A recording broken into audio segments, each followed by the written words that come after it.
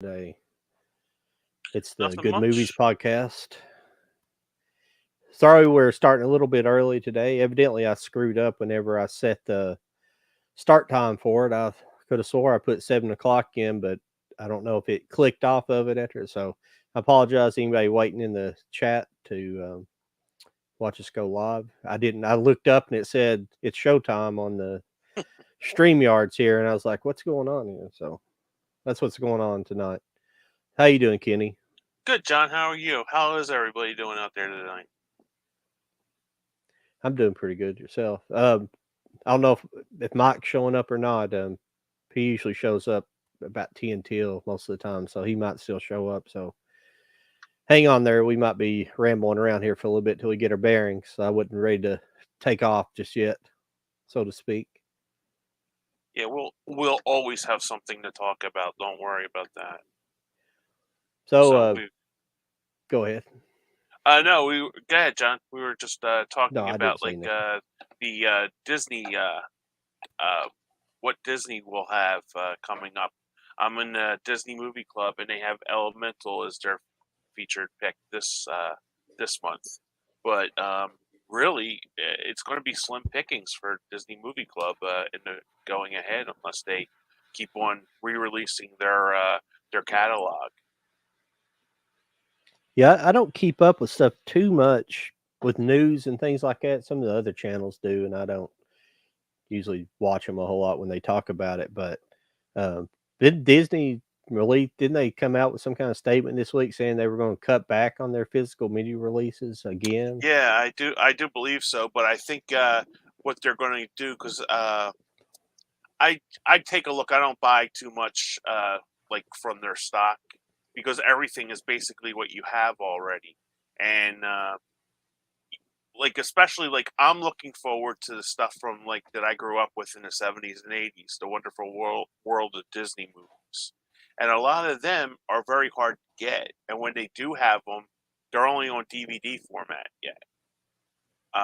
So because there's a couple that I really like want to get by Jim Garner, Casio, Casanova Cowboy, um, Con.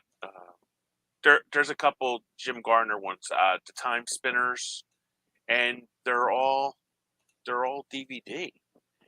So it's like I have nothing against DVD, believe it or not. You know, but oh, there you go, John. Yeah,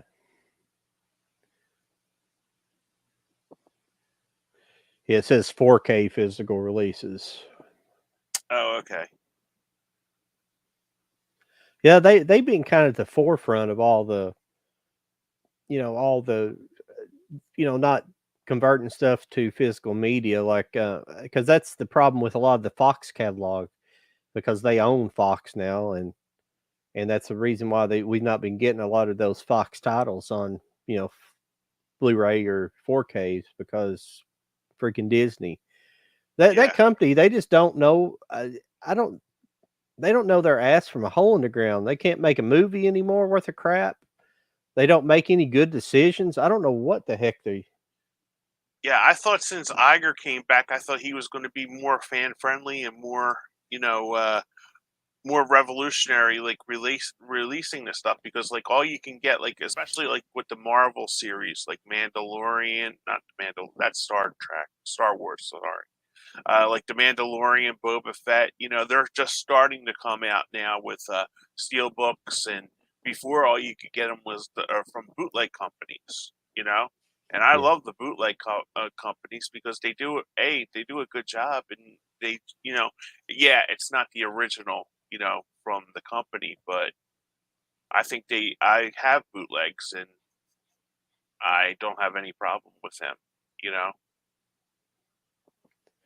Yeah, well, Disney, there for a while, like for I've bought some of like the Pixar stuff, and I guess it's yeah, it was after Disney had bought Pixar, so I'd bought like at one time I had a 3D television, and they had those Blu-ray sets that had like the combo with the I guess the 3D. I don't know if I had that Disney. I think it was just the combos for the DVD and Blu-rays, but they were high like back.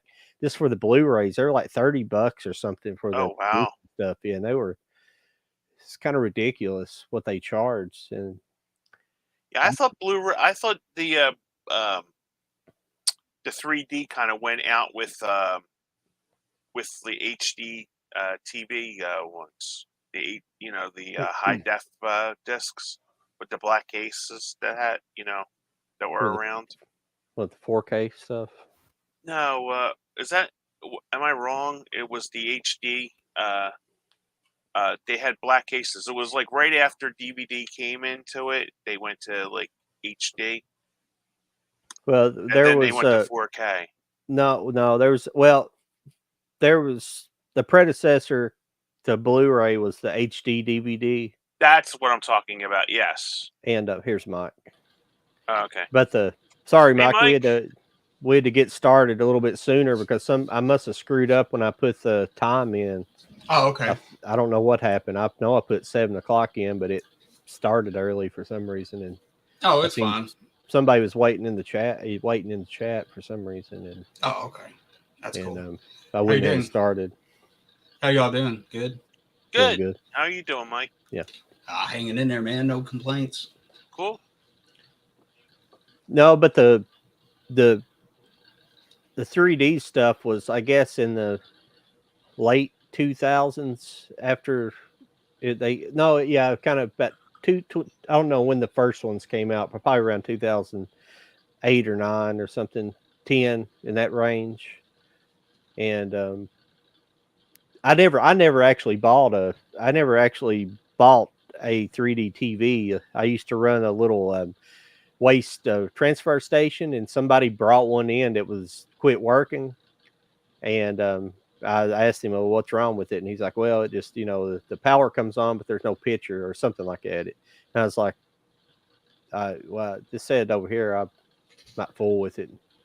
He's like, "Yeah, it's fine." And I bought a new power board for it and fixed it, and had basically like a brand new 55-inch LG with a 1080 with a 3D. So I bought a few there for a while. I bought a few, but the problem with the TVs were you have to be sitting in like the perfect position for it to have any effect. It's not like going to the theater where basically any seat you have 3D effect, but it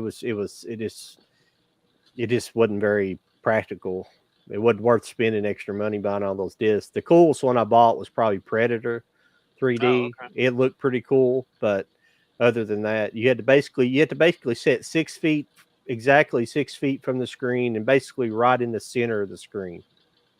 Like it just wasn't very good to me. I mean, if anybody out there has had good experiences with it, I like to hear it. But it's 3D's always been a fad ever since the beginning. I know they still release some here and there, but still the majority of the people go to the 2D screenings more and more, because a lot of people, like before, when I used to have to wear glasses for watching movies, my glasses I wear now just for up close, but when I go to theater, I don't have to wear. But when I had to wear glasses, those 3D glasses are annoying because you got to wear them over top of your glasses, and it's just a lot of people are like that. To me, it's aggravating. And but all the way back since the 50s, it's been a fad. It comes in for a few years and then it goes away. Were you talking about HD DVD, John? Yeah, that's what I was trying to think of. Yeah, the ones in like has like a brown case, Amory case, had like a brown top. Yeah, I thought they were. I'm colorblind, so I thought it was black. That's what I was. Yeah, that was kind of like the VHS beta thing, like they both came out in Blu-ray one, beat them out because it was better. Yeah, I guess overall or something, or Sony. That's what really helped the PS3 really.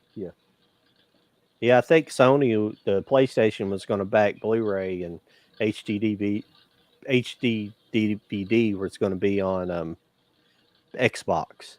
Because I think there was a time you could actually buy an HD DVD box that would plug into your Xbox for a period of time, or it was like a plug-in or something that allowed it to read HD DVD, something like that. Yeah, something like that. I never did get a chance to check out the HD TV DVD because it seemed like it was here and it was gone, just like that. And I didn't get a Blu-ray player till like 2011. I think it was 2011. I didn't get one until 2 years ago because that's really? when my PlayStation 3 blew out. So it was like it was playing good, and it was just like, do I go and buy it? Because like the controller started like playing around with me, Mm-hmm. and I'm like, do I want to, And then it was like I had ordered a remote, not a remote, a controller off of Amazon, and then my buddy goes, look for Blu-ray players on what is it, Marketplace, around. Mm-hmm. And I got a brand new right in box Blu-ray player for $20. Hmm. And Yeah, the woman goes, yeah, we don't use it anymore. She was a young girl, and she was like, yeah, come and get it. So I gave her 20, and she goes, oh no, I'll just take 15 for it. So I only paid $15 for it. So I was like, okay. Oh wow. Yeah, she was really nice about it. So yeah, I never had, because we got a DVD player. My brother had bought one. Remember when Blockbuster used to have a thing where you could buy the DVD player and get like 10 rentals or something like that? When Yeah, DVDs I think so. first started. So it was like we bought the DVD player, and we got like 10 or I think it was like 15 or 10 free rentals for Blockbuster for buying it. So that was just a hidden incentive, Yeah, I think I've told the story before. I don't know if I've told it on here before, but I had a next door neighbor that he had, like, this is back in like 2007 or 8, but he had a like a real nice like Sony. I think it's like a 65-inch. It wasn't like a flat. It was a 1080, but it wasn't one of the in the early days of the widescreen. Sometimes they still made them with a kind of a bigger back on them. They were a little bit. Well, it doesn't matter. But it was a really nice Sony, and it looked like phenomenal for the era. Like, because I only had at that time, I'd only been able to get I had like a 720 like Philips. Like a Philips 720 TV. It was kind of really before when I bought mine. There really wasn't 1080s. There wasn't. They were expensive at that time, and the prices were just starting to come down on just the regular flat screen. So I had that, and then I used to go over to his house and watch different TV shows and stuff. But it just had a phenomenal picture in the era. But he had a Blu-ray HD DVD combo player. It played both, and he wanted to sell it to me, and like I think I eventually, at the time, I didn't have the money, and I think when I kind of put the money together to buy a Blu-ray player, eventually I offered to buy it from him, and he's like, "No, I don't think I'm gonna sell it now. I think I'm just gonna hold on to it." And I was like, "Oh, that's cool." I don't think I'd get rid of it either myself, but he had a bunch of HD DVDs.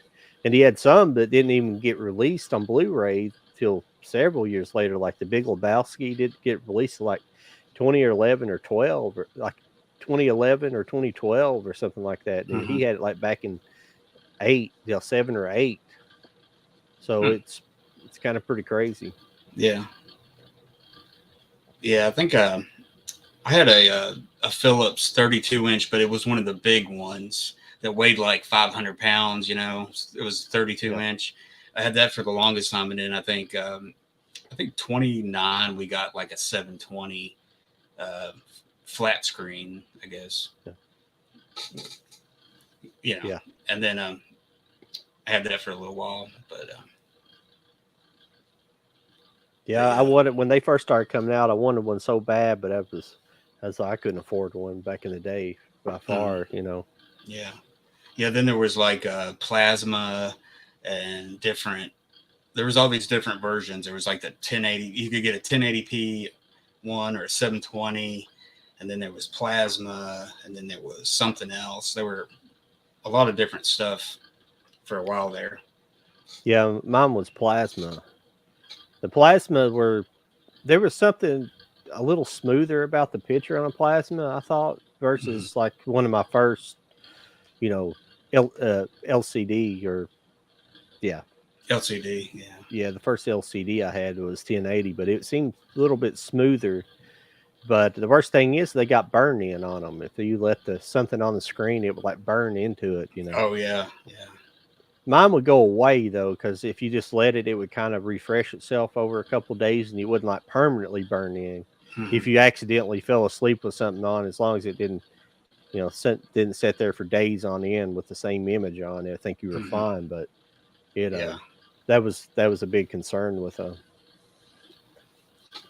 Yeah, I think when I got my Sony 65, that was one of the warnings too on it, even on a newer model when they were just like to do that so it wouldn't burn in, anything, pixels or whatever get burned out or something.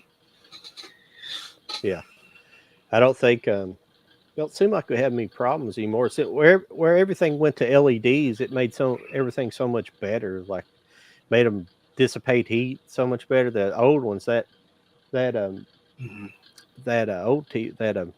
Philips I had, it would heat up the room. It had big vent on the back of it, and it would, they had fluorescent bulbs in them. What they used originally, I think the backlight your screen, and I think it used like fluorescence, and it just like heated up like you could use it. Basically, could use it as a heater if in the wintertime. Yeah, save on heat. Yeah. What was I going to say?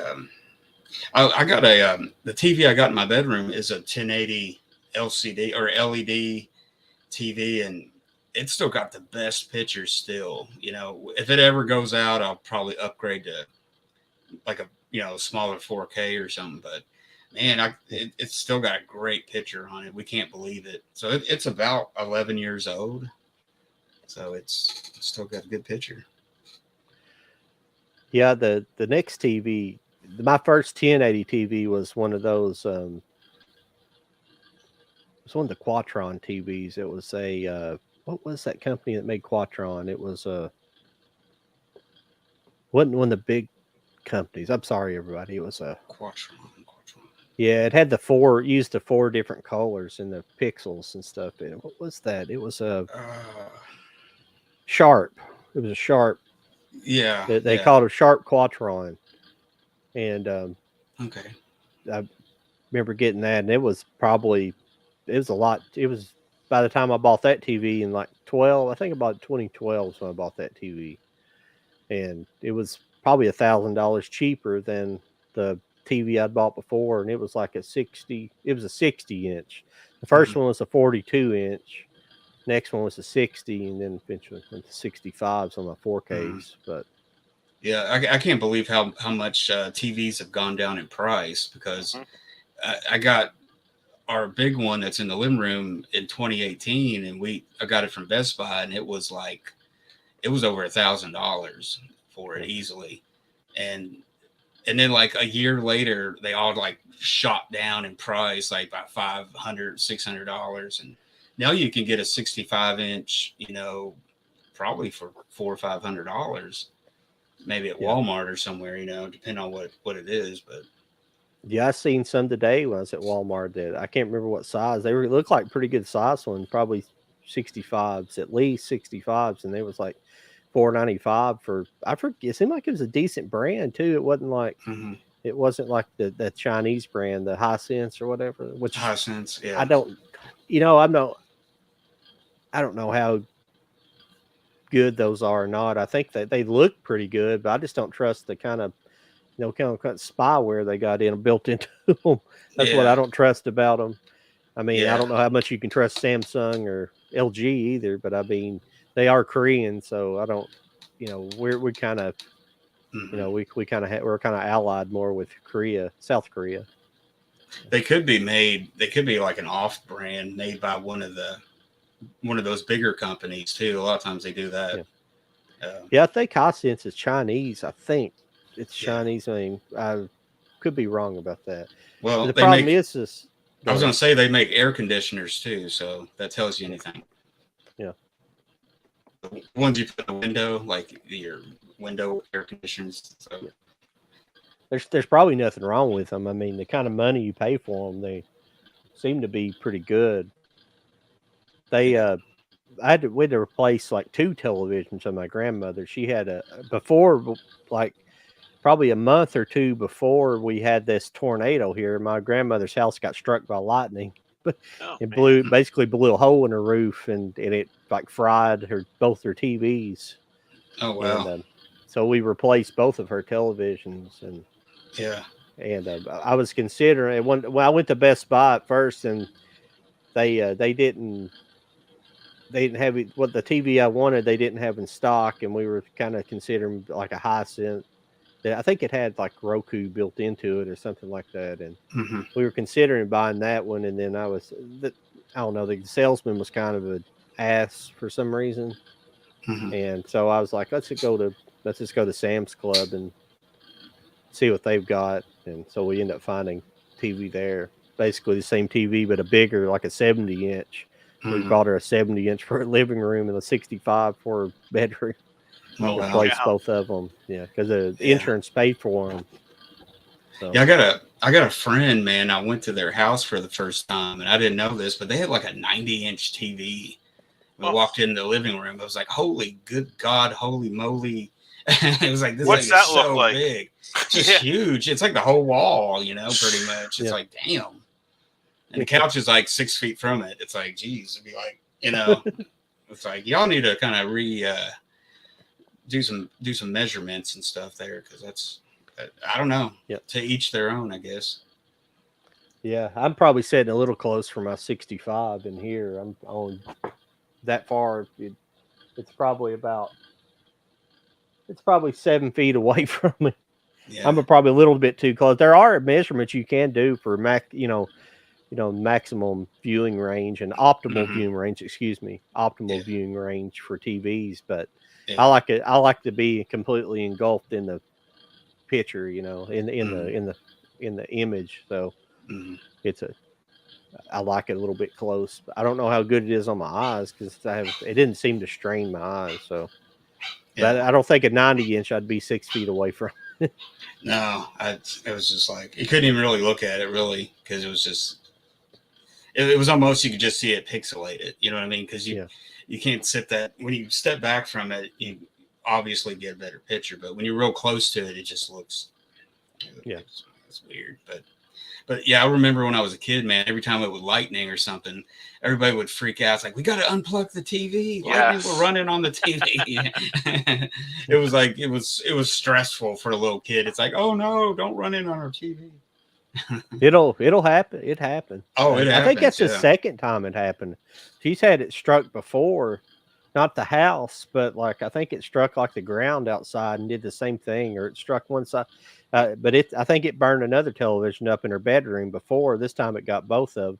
Well, what happens is I think it ran through the second time when it got both TVs, it like ran through the wiring or something on the side of the house. It like struck the top of the house and went down through like the actual electrical wiring. Didn't hurt anything, but there was like burn marks around some of the electrical, like the switches. Like you can see burn marks around where it smoke come out of them. But it luckily didn't burn her house down. It was just raining real heavy outside, and nothing caught on fire in the roof attic. But yeah, that was pretty messed up. If I owned the house and knowing that happened to it twice, I'd be putting rods on it. I'd be putting a grounding system and grounding it out, putting lightning rods on it and grounding them to the, what you do. Some people do that with tall houses. It's not, and it's her house. It's got tall roofs, but it's a single story house. It's just got kind of those big roofs, they put on houses in the 90s.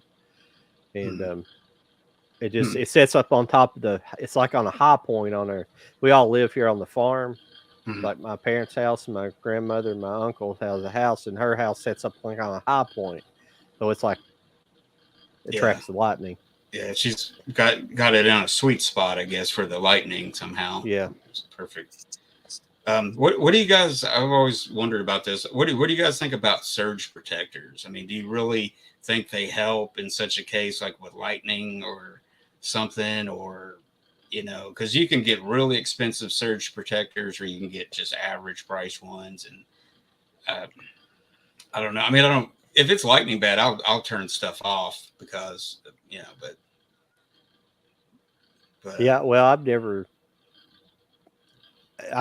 I use them obviously because they're built into power strips. Usually they're kind of part of that, so I use them. mhm, But I don't think I've ever been in a situation where it's actually saved anything, which I've never had. I've mhm. never had that happen like what had with my grandmother. But like what I was saying, what happened to her TV wasn't electrical anyways. It came in through like the direct TV. That's what burned it up because it burnt the direct TV box up too. Oh well, yeah. And I think that's where it actually zapped the TVs through the HDMI on the direct TV box. Mhm. Okay, yeah. Yeah, I I mean, haven't had any problems with it either. Because when yeah. we got our TV, we like the guy from Best Buy had said, you might want to get a surge protector. So we just went. I think we went to Walmart and paid like $8 or something for a surge protector. Yeah, But Yeah. yeah, yeah, we didn't have any problems with that. yeah. I've seen some that are like $100, and they'll have like a bunch of plugins, but then they'll have like USB plugins, and sometimes even a coaxial Oh wow, route too. that's too But fancy dancy for me. I know, right? But I've Well, always used them too, but I've never had any issues either. I can't Mm-mm. say so. I've got some good ones like that, but they didn't cost $50. So I usually go on Amazon. You can find good deals. So they got like Mhm. some big gigantic ones. There's no way some of them it's got so many plugs on them. If you plugged every plug in, there's no way it would unless everything was like Yeah. see everything's so low voltage anymore that Mm-hmm. you can get away with it. Back in the day, everything had high voltage, like the OTVs were high voltage, even with transformers built onto them. Everything drew a lot of amperage, so you Yeah. couldn't plug a lot in. But now everything's so micro voltage, with USB type, 5 volts here, but in like hardly any run no amperage, so you can plug a million things into one plug and it won't even cause a Yeah. problem. Yeah. Yeah. I just wondered about that because Yeah. I don't know if you're just buying peace of mind or if it really works, but I guess a little bit of both. But I would say it would work if you had it would probably be worth it if you lived in an area where you had unstable electricity, but our electricity grid in America is pretty good. We have good consistent, our electricity's good and like hard to explain it. I was an electrician, went to school for that stuff, so it's just, our electric is conditioned better. It's like when it comes to your house, it's not like there's no inversions and stuff. Everything's working right. It's not like peak. We're not having voltage spikes and things like that that's hitting your house. yeah. So it's so we but like it's like a smaller country that doesn't have a high end like electrical system, which don't probably exist anymore. But like a developing country, yeah, you may have problems like that. But that's mostly what's going to protect against. Mm-hmm. Yeah. What is the Europe, the PAL system? What is that, like 440 volt or something? Or am I thinking about Yeah. something else? Well, that's a good question. I can't think of it off the top of my head. It's like I know it, but I can't think of it. Yeah, it's slightly different in America. It's like we got 110, and Like yeah, theirs is 220. like 120 or so. It's like it's like it's something odd. It's like 130 or something. It's something strange. It's like just a little bit different. Yeah. I can look it up. That's my problem with modern technology that I think we grew up and we kind of grew up in an era where we didn't have a phone to look stuff up and the internet, so we still try to use our brains to do stuff. Yeah. And if we don't know an answer, we don't immediately go to the phone, go to looking it up. So Mm-hmm. Yeah. Good old Encyclopedia Britannia. They'll have like a dictionary, Webster's dictionary, and encyclopedias and stuff like that. And the Dewey Decimal Okay. System. Look it up on the Dewey Decimal. Yeah, Dewey Decimal. Okay, yeah. Well, I was off 100 volts. It's the standard is 230 volts in Europe. Oh, okay. Okay. Yeah, it was odd. Yeah, 230.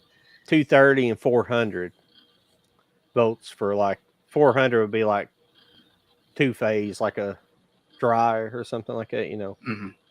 Or it's I call it two phase, but it's not technically two phase. It's just like we have 120 and 120 and 220, or 110 and 220. Mm-hmm. 220 has two hots and ground in a neutral, and 120 has one hot, ground in neutral. Mm-hmm. And that's just for feeding like I have something heavier. Mm-hmm. So yeah, they run a little bit more. I should have known that, but I don't. I never worked in Europe, so yeah, never. So yeah, I was just thinking about that because when I got that Blu-ray player, it came with a plug up for Europe. You know, for one of their. You could rewire the plug-in or something for. Oh. Yeah, you plug it in one of those, but is that the region free, Mike? The region free players? Yeah, one of the region free. It only came with one time. Like I've got a couple players over the years, and just one time it came with one. I don't know why. Maybe it was accidental or something, but it was like two prong or something. I think it was just two prongs. Yeah, that's how theirs are. It's just like two. Yeah, it's kind of cool. I kind of like what their adapter look. There was somebody would know that question. Scottish Geek guy. How's it going? Yeah, he would probably know. Yeah. Yeah, electric actually gets kind of confusing because you also have different, when it goes up higher in voltage, like your wiring color changes and stuff like that. And it gets kind of confusing because I was just learning. I couldn't remember the standard. I couldn't remember the standard voltage in Europe. We were talking about some electrical conversions earlier. Mm-hmm. But what was I talking about? Yeah, but I forgot what you're talking about.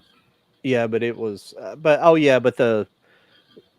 then you have like even more confusing where you have like when you get into industrial, you have three phase, which is like usually three hots and multiple. You have different, and that's whenever you start running into. That's when you start running into 60 and 120 hertz systems where you have like generators or an electric motor. It's a three-phase motor, so you have to have three different hots on it. It starts getting pretty confusing when it gets into that. Yeah. So. Yeah, I think it's pretty cool. Yeah. It's like my grandpa was in the World War II. He was in the Army, and he learned all that stuff. He was like after he got out, he was an electrician, a plumber, this, that, and everything. So it was pretty cool. Yeah. No, I know the United States. I just couldn't remember. 240. Yeah. Yeah, all my uncles, like they knew how to do everything, like grill handy and stuff like that. Hey, I need a door hung. They'll come over and hang a door, or basic electric or something like that. It's I remember my one uncle. His basement in Philly was just basically just like with all kinds of tools and screws and gadgets and stuff like that down there. And if like a neighbor needed a radio fix or something, he'd be down there. So late at night, trying to fix a radio or something. Yeah, that's pretty cool. Yeah, it's a lost art anymore. Yeah, the old generation. Yeah, but I just fixed another TV for my cousin. That TV I talked about. Two of those TVs I talked about earlier, like that one I'd fixed the 3D television I fixed, I gave it to him, and then I gave him another television. I gave him that Sharp eventually whenever I bought my first 4K. I gave him that Sharp, so I gave him two televisions, and I fixed two televisions for him. Not those two. I fixed two other televisions he has, and I just fixed one recently. But fixing now, it's not like it's hard to do. Like I never did get the training on it. Like when I went to electronics school in the late 90s, they were even the late '90s, they weren't really even specifying even doing board repairs. I mean, you may have went into a field that did that because when I got out, I went into basically like electrical after I didn't even go into electronics because like it's all like board. You just swap out a board now. It's cheaper to swap a board than to pay a technician to troubleshoot and fix, replace a 10-cent component on the board. It's cheaper to replace the whole board Yeah. than it is to, it's crazy. Yeah, It's crazy to think about that, but I think we actually still have a television repair shop in our town. There's like one left. So I don't know. I don't know if he gets any business or not, but he's last man standing, I guess. But yeah, but yeah, it's not always straightforward. There was a woman I worked with, and her TV, she actually had a Sharp just like mine, but it was like a 70-inch Sharp. It was a bigger one, and it was having the same problems that I've all that same power issue that I see all the time. And so I got the board for it. Well, she paid for it, but I ordered it for her, and I put it in, and it still didn't work. It had some other problem, and another guy I worked with was more of an electronics guy than even he worked in like electronics and stuff, and he even looked at it for her, and he couldn't figure out what was wrong with it. So it was kind of like a waste of $50 after buying it, replacing it, because it had another issue. But most of the time, these new TVs, they only have two boards. They got a power board and they got a video board. Power boards are usually cheap to replace because you can just go on eBay, and there's people that actually they'll buy like destroyed TVs from like Walmart. If one gets like ran through with a forklift or gets dropped and broken, they'll sell those TVs, and people buy them and basically strip them down for their parts, and then they resell those.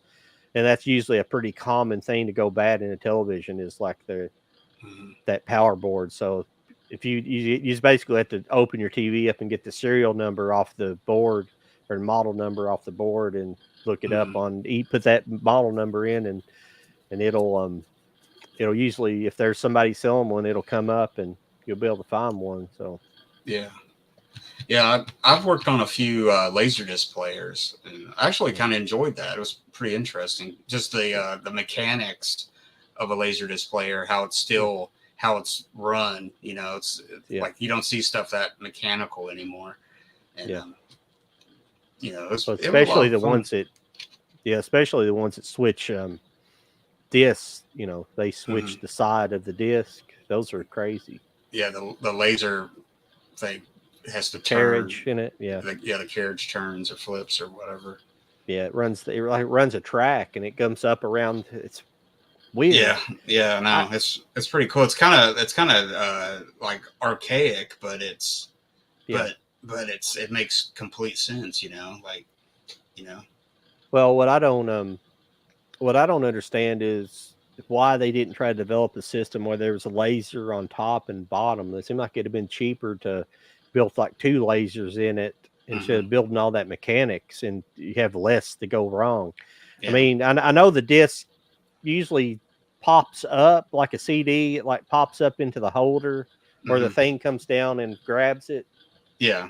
But it seemed like they still could have worked a way to have had a laser on top and on bottom. I can't figure out why in the world they ever developed that complicated. I wonder if the opticals were just really expensive back then, the laser feature itself, because I wonder what made the Laserdisc player so expensive, because it had to have one part on there that was just the big money part, So I don't know, maybe laser technology, because I could see maybe two small ones or something, but I don't know. Yeah, that's interesting. Yeah, I don't even. Yeah, you've seen those HD Laserdisc players, haven't you? Have you ever? I think so. Seen those?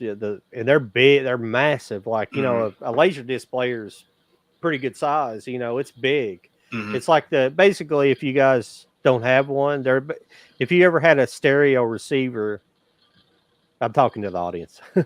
If you Or if you have a stereo receiver, back in the 90s or something, Laserdisc players are basically that size of a stereo receiver. It's pretty good size. And they or made like oh, I was gonna say, like the 5 disc carousel, like CD yes, ones. A lot of them were that size. yeah. And I wouldn't doubt that. I wouldn't doubt that Pioneer took a lot of that technology from those carousels and put in those players, or vice versa, Yeah, because the tray that opens up for a Laserdisc is similar in size. hmm yeah. A lot of times people will do that. Like I've been on some Facebook Laserdisc groups, and people will find stuff like at Goodwill or something, and they're like, "What model Laserdisc player is this?" And it's like, that's a 5 disc CD carousel. That's not even a Laserdisc player. Yeah, but those ones you're talking about, like I think Pioneer, they were all like the X series. They started like X, J, and they were almost the thickness of 2 Laserdisc players stacked, almost without the feet. They were massive ones, and you can still get those in Japan. Like you can find them for decent prices, and the only thing is shipping Laserdisc players they're so delicate, because if they're not wrapped packaged just right, they'll get damaged really easily. But Is what you're talking about the elite players? yeah, like some of the last models they made, like Pioneer, they were just these real big, thick the big ones, and then I think they went briefly to what the Muse player, and it had Muse discs or something. Just that didn't last very long either, but I think it was mostly Japanese thing. Yeah, I've never pursued one of those elite players because they've always been a little bit they've been a little pricey when I've found them. Mm-hmm. Well, see, I was going to say I got an older one that's from '97, and it's an elite, but it's smaller, and it's got DVD on there. It's like one of the first DVD players, and you can play laser or CD in it and stuff. But the DVD player is not that great at all. It's just But yeah. Well, that's what this one over here. It's not an elite, but it's the Laserdisc DVD player. Mm-hmm. Yeah, yeah. I think that one came out in like '97 or something like that, because it had AC3 and all that stuff on it. Yeah, this one does too. It was from '97 as well. That's crazy. Yeah. About that. Yeah, that I told you about that, didn't I, before? I hope we're not bugging. I hope we're not boring Kenny. No, I'm listening. I don't know what the hell you're talking about, but I'm interested in it. You know what I mean? I had a Laserdisc player too. It was a Pioneer, and I thought I was blown away. I was blown away when it actually played CDs. So I thought that was pretty cool. Yeah. I always liked Pioneer the best, I think. I always wondered like what their because they did have a series of TVs, and they made your what you call your AV receivers and stuff too. They had a line of those, and I think they made some DVD players for a while too. Pioneer. Wow. Okay. Yeah, I always wondered what their TVs would have been like. Yeah. Oh, but I bought that Laserdisc player I was talking about in Columbus, in Ohio, and I found it on eBay one day, and the guy was like, I think he wanted like 150 for the player and like 20 or 30 discs, but he said over better offer. So I sent him I was like, well, would you take like 120 for it? Not thinking, I thought, well, I'll send something reasonable because you know how people are on eBay. You try to knock off $5, and they're basically like, get effed. Yeah. It was like, why do you put better offer on there if you're not going to come off of the price? But he's like, yeah. He's like, but he wasn't shipping it. You had to come pick it up. So I was like, well, I'll come pick it up. And so I drove up there and got it, and he told me, but it came with the receipt, the original. It had like not the box, but I had the original paperwork that come with it, and it had the receipt stapled on the inside, the instruction manual. And it was like from 1990. It was bought like at Best Buy in 1997 for $9.99. Wow. Yeah. Those were so expensive back then. Yeah. Yeah, but The first one I had, like, I got it in '92, and it was just a single side. You had to flip it and everything. And I remember putting it on layaway, and because I was like 14 maybe or something. So I put it on layaway, and I got it like after 6 months or something. But but but it didn't cost that much because it was just it was a very low end model Pioneer, and I think it was like $300 and some dollars, or maybe four or something. But it wasn't that bad, compared to like the $1,200 models and stuff like that. Yeah. But, So, yeah. did you get to watch any of the movies, Mike? No, actually, I was going to watch one of those tonight and one tomorrow for Thursday, and then I'm sorry. That's on me. Oh no, man, that's good, man. If you get tickets to something like that, that's cool, man. I mean, yeah, Yeah. it was just like it came up, and I said to John, I'm like, can we change this around for this week? Yeah. So yeah, so I kind of failed. I flunked my homework this week, but no, that's on me. I'll take the F for that because it was my fault. but I think I'm gonna still check them out though. I was disappointed in Year of the Comet, not the movie itself, but they had that old full frame transfer Yeah. up there, and it's definitely offered in widescreen. There's like 235 by 1 aspect ratio or something, because I actually I found a copy of Blu-ray to order. It's like on Twilight, Oh, okay. and they had, like, I found it on eBay. I think there's actually an actual Blu-ray version, but it was sold out on Amazon. But when I clicked on another picture, it brought up one, but it was like $30, and I wasn't paying that much for that movie. No. And but but the Twilight was a little cheaper, and so I just went ahead and bought that, because I do like that. I do want to have a copy of it, but because it's a decent movie. I don't know how you felt about it. I gave it 2 out of 5 Whoppers. Okay. I thought it felt like sort of like a Hallmark movie, or a Lifetime movie, and the whole thing with like the Comet. I'm thinking some kind of space something. It's going to happen with space. Yeah. And here it was just about wine. They got they found a huge bottle of wine from Napoleon. Huh. And it was a good story. I mean, you can't go wrong. Penelope Ann Miller is gorgeous. I really like her. Yeah. And it's just like, and she was just like, that was prime Penelope Ann Miller. That was 94. So that was like, yeah, she was smoking hot, and still is. But but it was just like, and Tim Daly had this like porn mustache on him. Yeah. That, like, I didn't realize it was Tim Daly until he started speaking. Because I know him from Tim Daly. If you people don't know, he's from Wings. He played one of the brothers on Wings with Steven Weber. And it was just like, I looked away and I'm like, that's Tim Daly. And it's like, and then I didn't recognize him with the porn mustache, So it was kind of weird. But it was good. I mean, she's so appealing. You can't not like her, you know? But I just felt like it was a Lifetime movie or a Hallmark movie. Yeah, I'm pretty sure it was just made for television. I don't think it was theatrically No, it was released. Was it released? Yeah, it only made $1.8 million on a $8 million budget. Yeah, I didn't look at the details of it, because that's the only place I ever saw it. It was like HBO. So, and I just remembered it was probably around the time it was put on HBO, the mid '90s or something. In that era is the last time I'd seen it. So, yeah, I remember it coming out because I remember putting the box back at the video store when I worked at the video store. But it's very, very deceiving, the title. Yeah. Well, I got a movie that she's in. I got this movie a few months ago, the Relic. With Tom Sizemore. Yeah. That's a good one. I seen that at the movies. 96. Yeah. I've been waiting to kind of watch it at some point.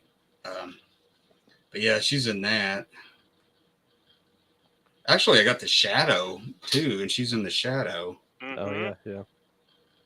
Yeah, I think you had the laserdisc of that, John, didn't you? Because I think I Yeah. watched that laserdisc video today. I Yeah. don't think I commented though. I didn't. Yeah. Yeah. Yeah, I Well, remember. I'm not worried about if you guys don't comment on my videos because I don't usually comment on yours just because I watch most everything on Roku. So my Oh yeah. videos, so I don't watch them on my phone. So I don't have. That's what Oh yeah. sucks Yeah. about Roku. I wish they would. I wish they would. Pop up a comment or a chat thing on Well, I wish there. they made it an option where you could plug in a keyboard to it and Mhm. use a keyboard on it. But they have USB inputs, but it's only for like plugging in like a something that displays pictures, or maybe it may do video too. I'm not sure. I've never Mhm. tried it, but Or it won't. or even like the mic feature on your remote. Like some of the Mm. remotes have a. I wonder if that Yeah. would Yeah, work, or I don't know. That might go a little crazy, a little haywire, maybe. yeah, But but yeah. yeah. But You liked it yeah, better than me, right, John? yeah. I'd probably give it. Yeah, but I probably wouldn't give it more than 5 out of 10 though. Just average. I thought some of the acting's not so great, and the dialogue's kind of cheesy here and there. It's. I was thinking about when I was watching it. It's supposed to be. It's a It's kind of touted as a comedy, but and it. But it's the way the lines are delivered. Like it's just I don't know, the comic timing's not quite right. I don't know if you that makes any sense to you, but it's just like something's just a little bit off with the comic timing. It's Mhm. not Yeah. that funny here when it's supposed to be funny, or it's like, or the tone of the movie's a little bit. It's a little subdued, so it doesn't like I don't the comedy doesn't come through like it should. Like the No. the whole storyline with the mother and the big son. That's kind of dumb, but Yeah. the first person, like it should have been played off as I think it's supposed to be played as comedy, but it doesn't come off like it. It seems like Mm-mm. they're actually usually that's like that whole like setup is kind of something I've seen in another movie, and it should have been played for comedy more so, but it just wasn't. It was played serious, and I didn't think it was. Yeah, because I was thinking when they were doing that, it was sort of like the Princess Diaries, Yeah, with the waiter and the other girl that tries to get Anne Hathaway's character, like relegated to like the princess being a princess kind of way. hmm Oh yeah. I thought, and that was kind of funnier. Like yeah, you said, you were right. Like the brother. You yeah, know, so yeah, it was like, hey, anytime I can see Penelope Ann Miller, I'm fine with yeah, that. But it just, it didn't lend themselves, you know. And then it's like it takes the old '90s like rom com thing, They just be, yeah, they were gonna fall in love, and you know, yeah, Mhm. yeah. Yeah. so At first, when you mentioned that last week, I thought you were talking about Night of the Comet. that's what I thought he was talking about too. And I'm like, yeah, That I'm all up for Catherine Mary Stewart. yeah, that's Well, kind of like a sci-fi I horror. had that last week. I showed you. I bought the 4K of that Yeah, last Yeah, week. yeah, that's what I But was that's thinking. what got me thinking about the year of the comet. Hmm. Because actually, that's what's weird about these Blu-rays. I looked for that Blu-ray a few months ago because for some reason I'd thought about it, Hmm. and I thought, well, I'm gonna see if I can find that on DVD. Surely it's on DVD. And I looked for it, and it didn't come up anywhere. And then all of a sudden, I look for it now, and then it's there. It's so Yeah, strange. yeah, that's happened to me a few times. Yeah, it's Yeah, weird. and I just didn't dig deep enough, I guess. And Yeah, maybe. but it's came and gone on Blu-ray. It's not even I'd say it's out of print, even the one I bought, but it was cheap because nobody cares about it. It's nothing Mm. being sought after. But I Yeah, don't mind. I do want to go back and watch it. In part of what kind of I think does it make it feel cinematic and makes it feel more like a Hallmark movies because was the it's pan pan and scan. scan. Yeah, so I want to see it in its full frame yeah, because I have no idea why they had that full frame version of it on there. There's a better. They must buy the rights or whatever copies they buy. They must buy it from some. They must buy them from like old TV broadcasts or something Mm-hmm. sometimes, and Yeah, they might not. or, They might not have a high definition, transfer of it yet or something. So they're just showing. yeah, it exists. Like that's what I'm saying. But or are you talking about Tubi? Oh yeah. Tubi. Like sometimes you can get like last week. What's his name was talking about the Keep, which they have a high definition one online, but not like available in physical media yet. Like so you can watch it in high definition on. I guess it was Tubi. I guess it was. It seemed like everything was on Tubi. Oh, we were talking about this last week, and I picked it up on DVD. And Oh, okay, yeah. Oh, cool. Christopher Guest, I had seen it. I think I went to the theater and saw it. That's the last time I'd seen it. I couldn't remember much about it. It's actually pretty good. It's kind of, I think all of you guys would like it. Yeah, But, I think I've seen it at least once. Yeah, it's been a long time though. yeah, it basically takes place around them making a movie. They're like making a movie within the movie. They're like making this movie that focuses around a Jewish family called Home for Purim. Home for Purim. Oh, okay. And Yeah. it's like, you got your actors and you got like the agents and stuff like that, and it's just all it's actually really funny. And I'd forgot, like, Ricky Gervais shows up in it. He's like the executive. Oh, He's like the president of the company, or the movie company. And yeah, I mean, it's got a good cast, and all the people, play good characters in it. It's just fun. It's just really funny because what happens in the movie is, like, what's her name? Is it Catherine O'Hara? What's her name? Yeah, she's in a lot of his movies. Yeah. Yeah, Catherine O'Hara. She's like an old woman who's dying in it, and she has like kind of a dramatic role. She's kind of had like a nothing career in Hollywood. Only did like, B movies, essential stuff people's not really seen. Or she's kind of over the hill in Hollywood, so she gets so there starts being these rumors that she's going to get an Oscar nomination.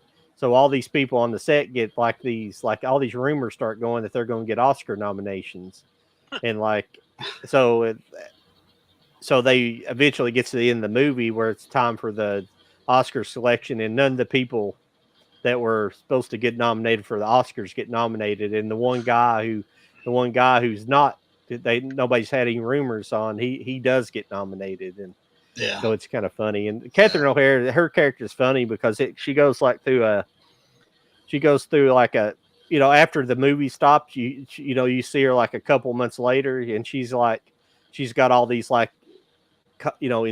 cheek implants and wearing like straight blonde hair, making herself look young. It's hilarious. Yeah, it's pretty good. Yeah. Did you watch anything this week, Mike?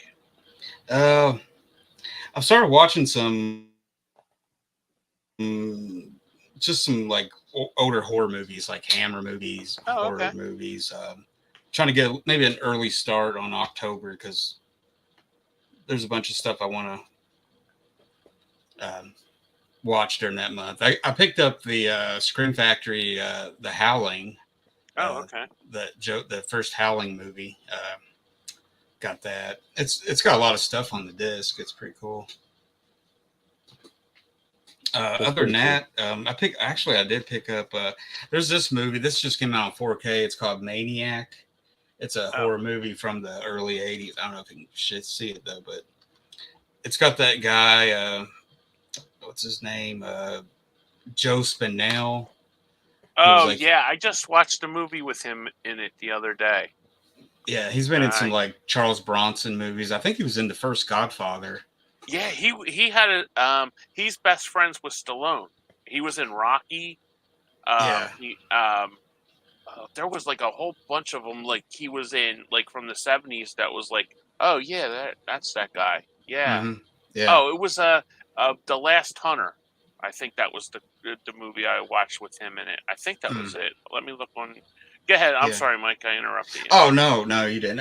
I was gonna say he just like he died. He died kind of young-ish. He died like I want to say late '80s, early '90s, or something like that. And he's that guy. You know, like he's famous. He's like that guy. He's in all these famous movies, but people really don't know him by name and Yeah. stuff and everything. And he did a couple of these movies called it was like 1980. I think he did Maniac 1 and Maniac 2, and they've become like a cult hit movie or something. But I got the older Blu-ray edition of it. It just came out in 4K, and everybody's gawgawing over it right now. So I was just like, I'll get this one.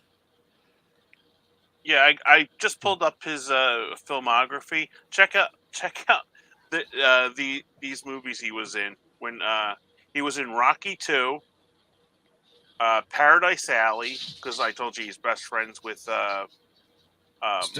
Stallone. Yeah, he was in the original Rocky, Taxi Driver, Farewell My Lovely.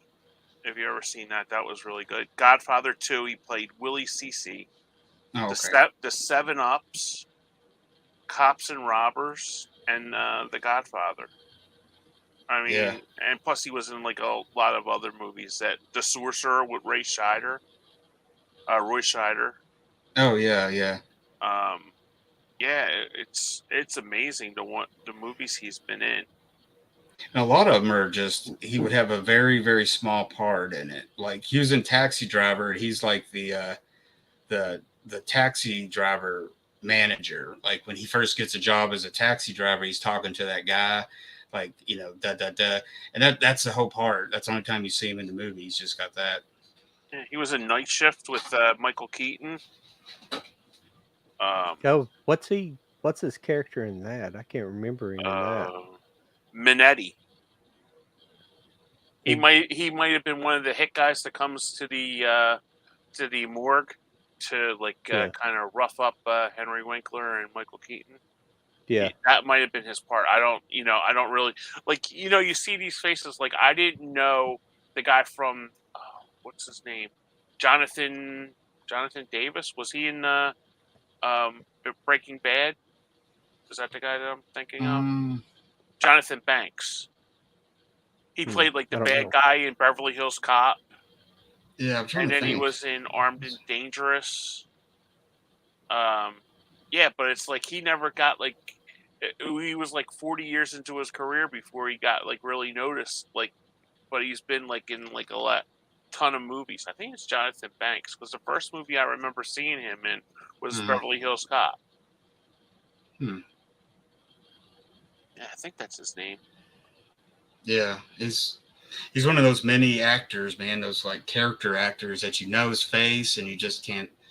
Yeah, he never becomes a household name, but it's Jonathan Banks. Yeah, because he's been in Gremlins, Adventures of Buckaroo Banzai. I'm just pulling up his filmography. I mean, it's crazy all the movies he's been in. And plus he's a voice actor too, because he does the Batman animated series too. Who are you talking about now? Jonathan Banks. Jonathan Banks. Okay. I was still looking at Spinell. Oh, okay. Spinell. Well, but I was looking at some of his back. He's like in Big Wednesday. He's only he's just like a bit part in that too. Like he's a psychologist in that. Yeah, like a lot of those movies that Spinelli's in, is Spinelli.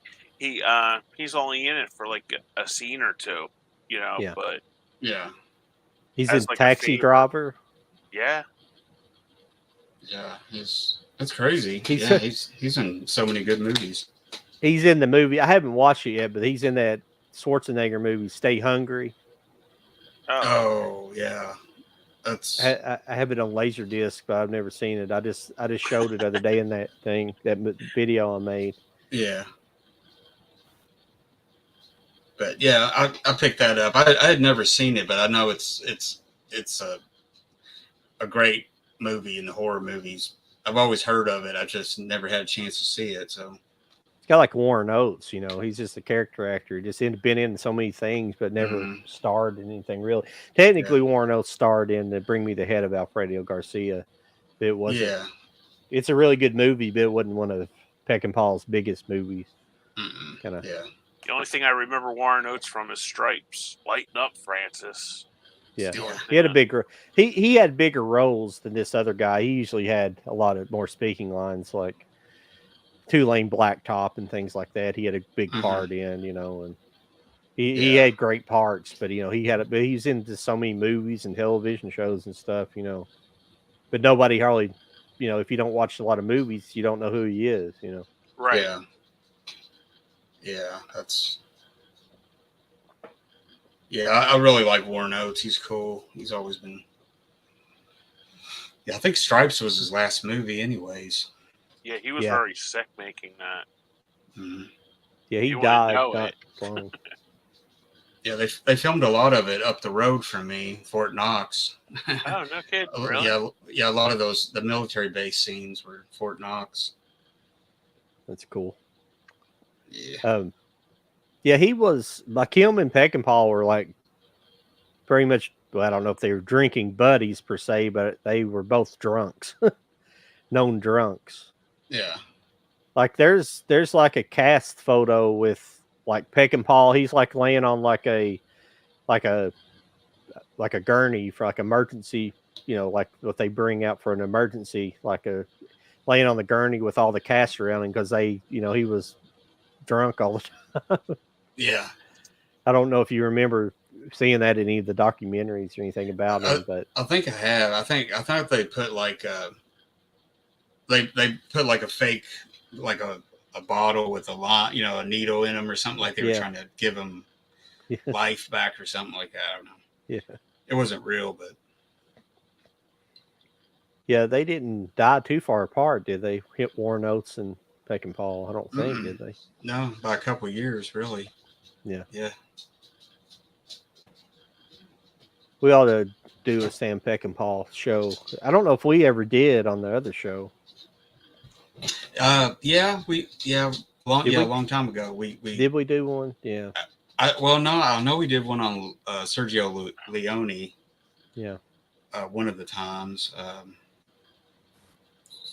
No, I have to check. There's some of his later movies I haven't really seen, like some of the stuff he did, like right before he died. I didn't even know he did some of that stuff. I kind of cut it off after Bring Me the Head of Alfredo Garcia in my memory of him, you know, and I didn't watch a lot of the later stuff. But did some of those later movies any good? Yeah. Well, you know, he did like Convoy. You know, that was one of his later movies. Yeah.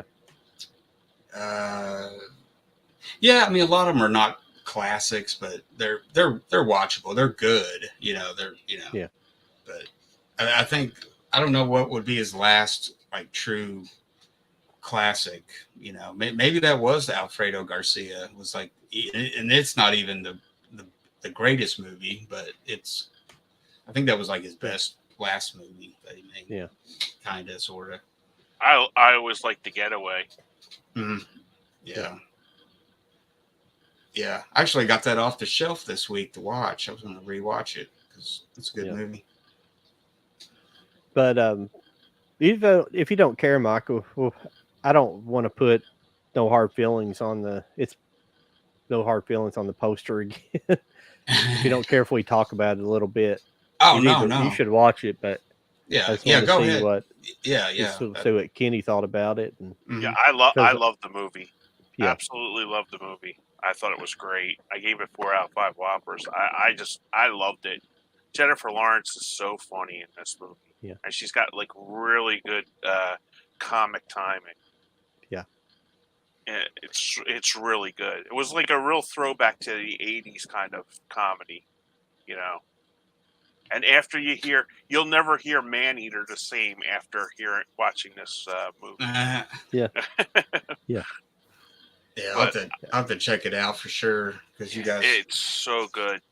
Yeah, it's so good, and it's raunchy because it's like, you know, the comedies are like too PC, and you know, and this was just like, you know, it's just something that a person would say, like, when they go to a party or something like that. Mhm. I loved it. I thought it was really good. I've watched it twice. It was really good. Yeah. Mm.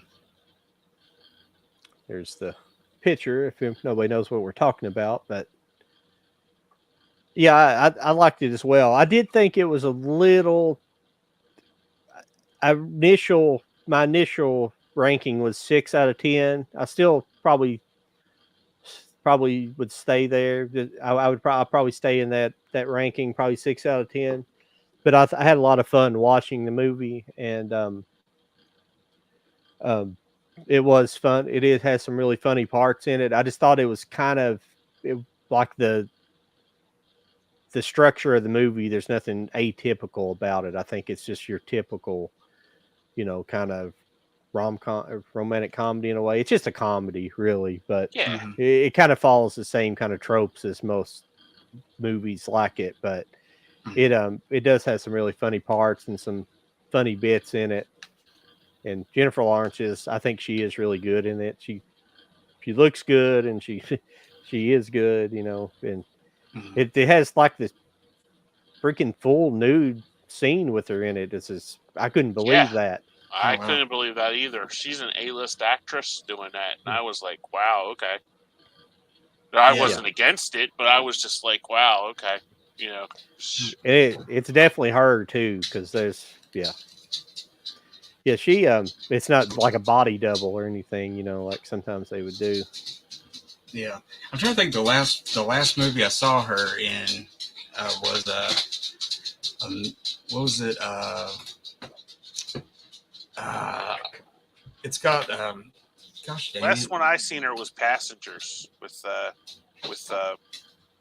Andy Dwyer. Let's see, Chris Pratt. I don't think I seen that one. Is that any good? Is that like a horror movie or something? No, it's a sci-fi movie. Sci-fi? Yeah, Passengers. it's I gotta check that out. yeah, it's good. It's slow.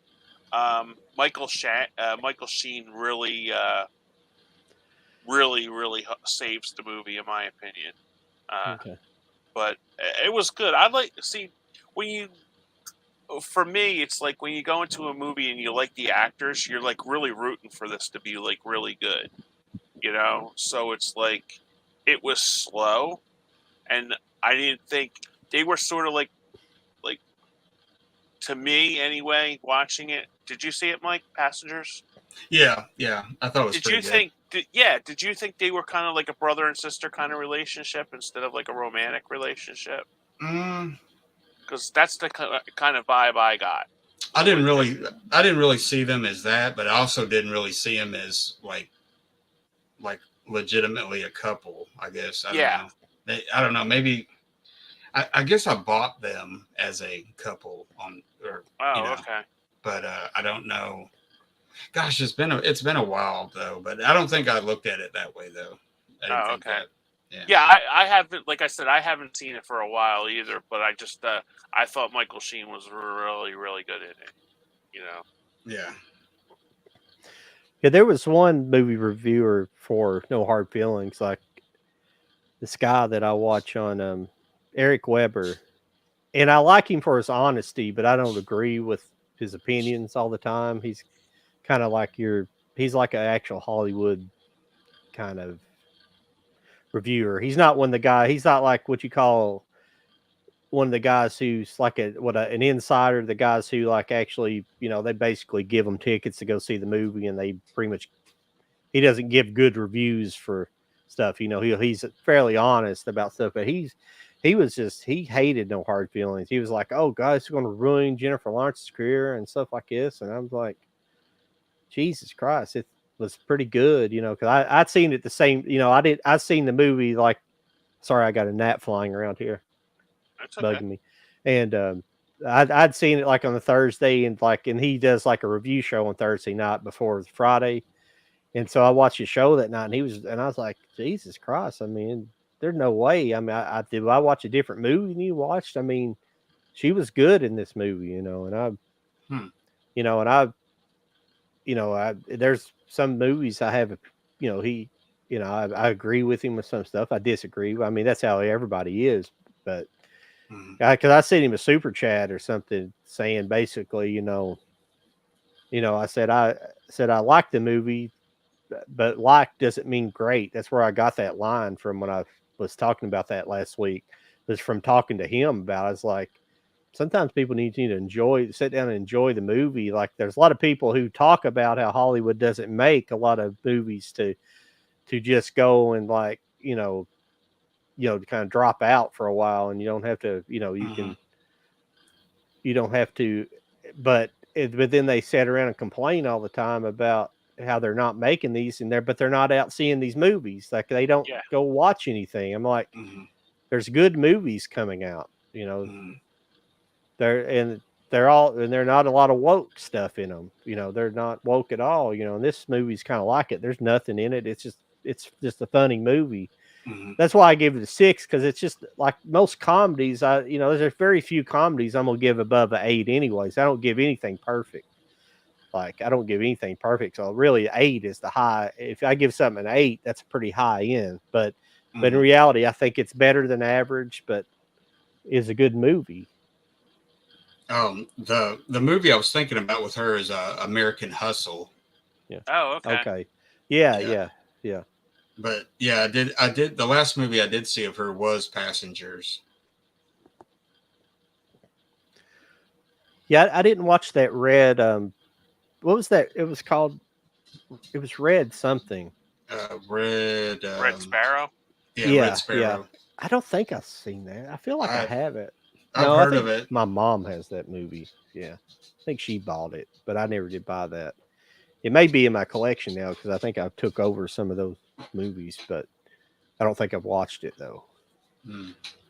Yeah, but I didn't see that either. Yeah, it didn't seem very interesting to me.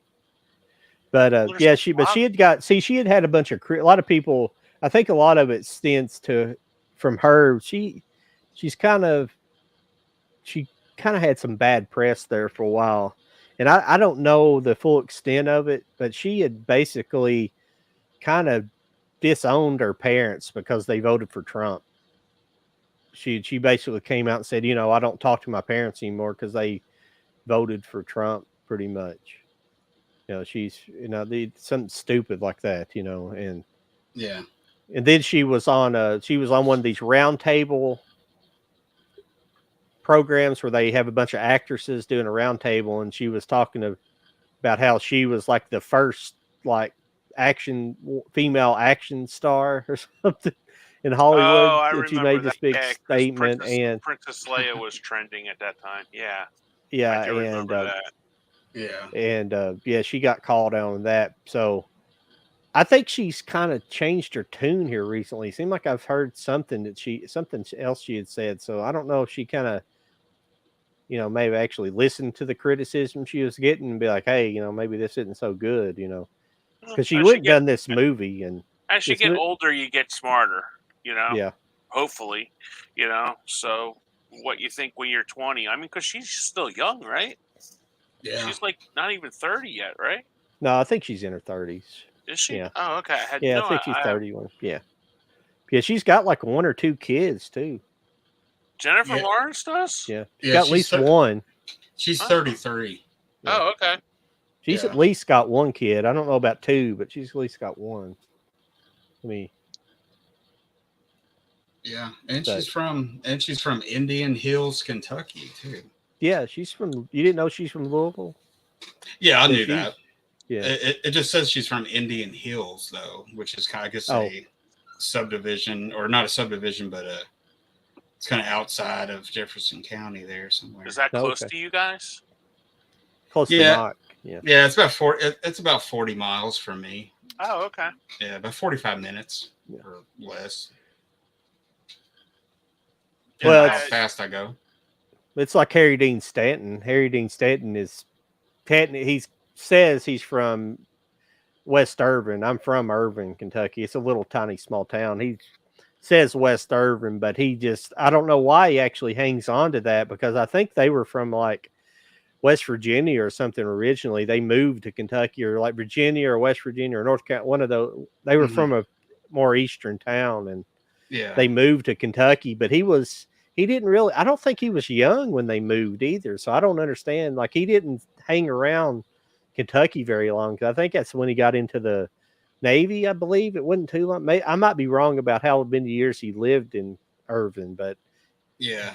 I don't understand why he kind of hangs on to that. Now I think he may have went to school at UK or something like that Yeah, later on, but I think he did. Yeah. I know his but well, there's a famous true crime story where his niece was going to Transylvania University down, I guess it's in Lexington there, and she yeah. had gotten murdered back in the 1950s or something, and it was Oh kind of wow. before he got famous. He was acting, but yeah, I heard that in a true crime thing, and I was like, oh wow, Harry Dean Stanton's niece. Wow. But yeah. Yeah, I was trying to look at Jennifer Lawrence's stuff here. I didn't. Yeah, well, the thing earlier we were talking about the nude scene she does, like she was like, if you guys remember, like back in, God, I guess it's probably back. It's been at least 10 years ago, maybe 12 years ago now. But she was one of those first people that got her cloud hacked. If you guys remember that, and she had all those nude pictures leaked. And I mean, there was Yeah. some it's like her like doing stuff to guys and the guys doing stuff to her. It wasn't just naked pictures. I mean, it's like, you see every part of her Oh, graphically.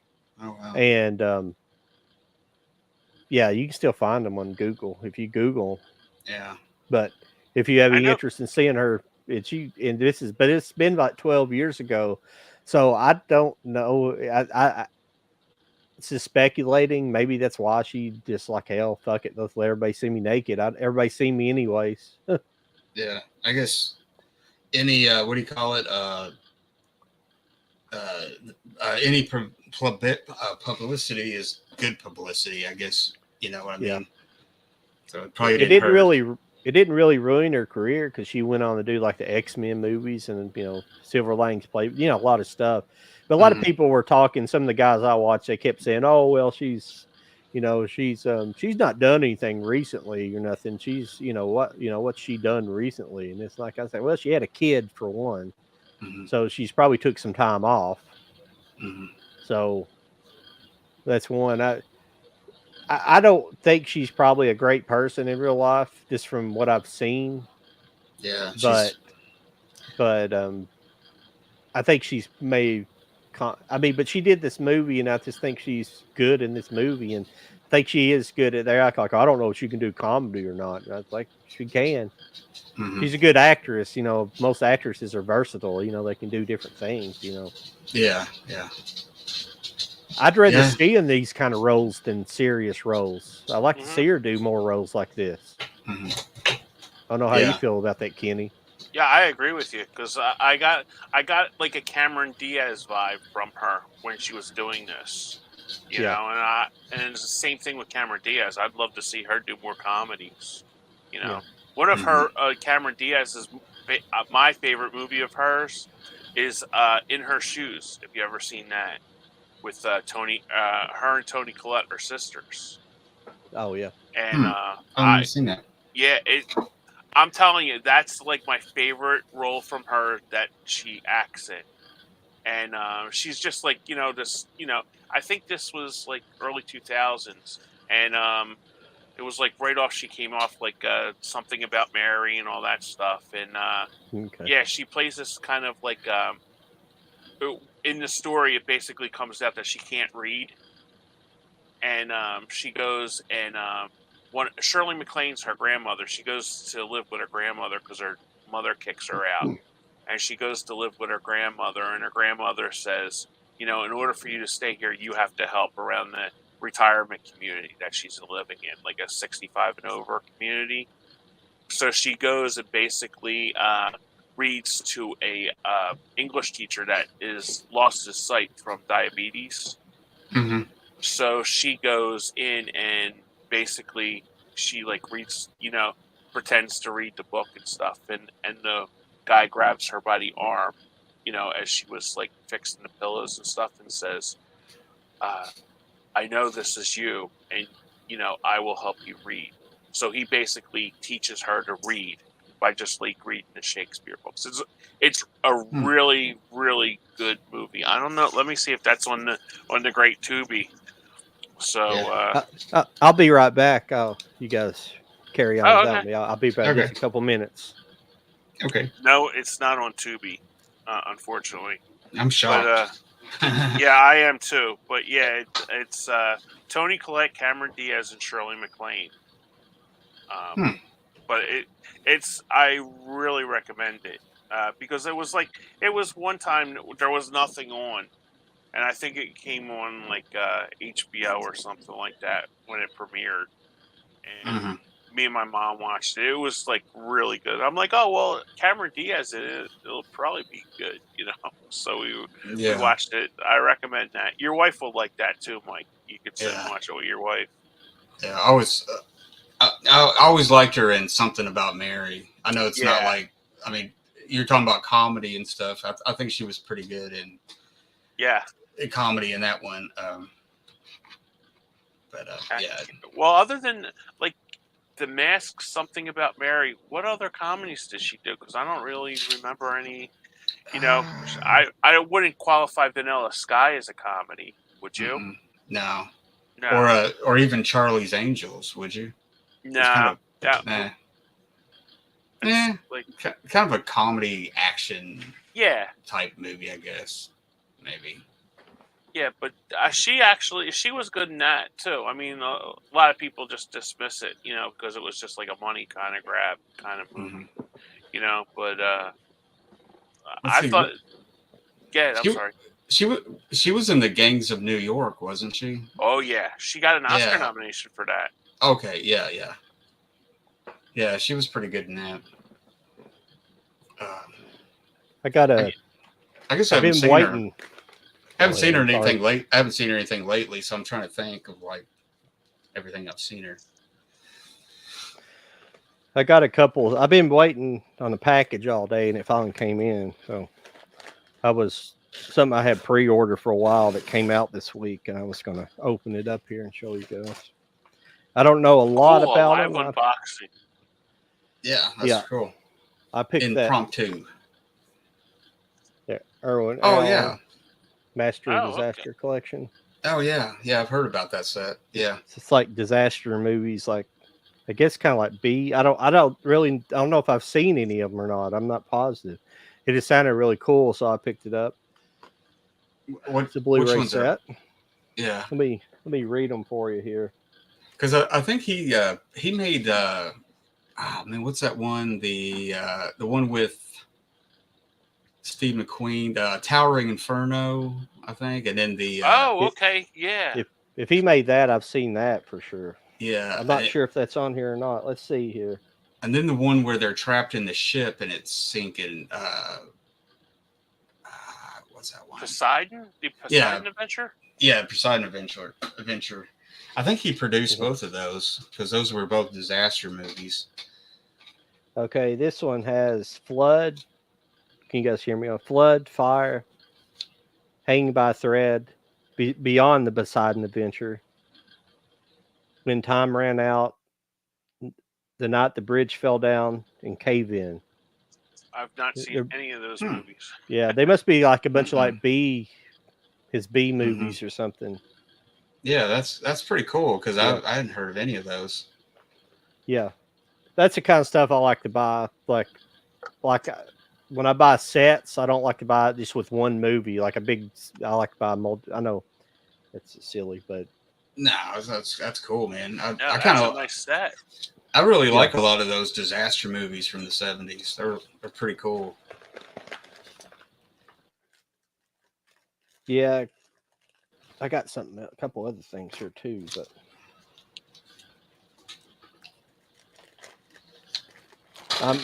I collect Hot Wheels. I don't collect too many toys anymore, but I've always bought Hot Wheels, and I didn't have this one this year, but I've got a bunch. It's just the '89 Batmobile. Oh, okay. That's cool. Yeah. Actually, I have one. I have another one from this year that's white. It's the '89 Batmobile, but it's white instead of black. And it's supposed to be from the Flash movie. I don't know. They do weird color variations. Hot Wheels does like that year to year. They'll have the same mold, but they'll have a same casting, but a different color, just so they can sell it. But yeah, that's cool. Yeah, I got a bunch of Hot Wheels I haven't opened. One I had displayed for the longest time, and the glue actually came loose on it, and like the car just fell out of it one day. I was like, oh man. Yeah. Oh yeah. Fell out of the plastic. The next thing this is it. Yeah. I like my anime, and on Netflix right now, there's a new live action series that was adapted from an anime. I generally don't recommend Netflix's anime adaptations because, like, Cowboy Bebop wasn't very good at all, and but they have a new one called One Piece, and it's based off this anime here. Oh, okay. Yeah, I've heard of that one. It's really, really good. They did a really good job because the guy who created it, pretty much, he was executive producer and produced it, and he actually made them for the most part, stick to the script, so to speak, and it's excellent because you don't have to know anything about this stuff. You didn't have to read the manga or watch the series, which I hadn't. This is why I'm buying. This is literally the first DVD set.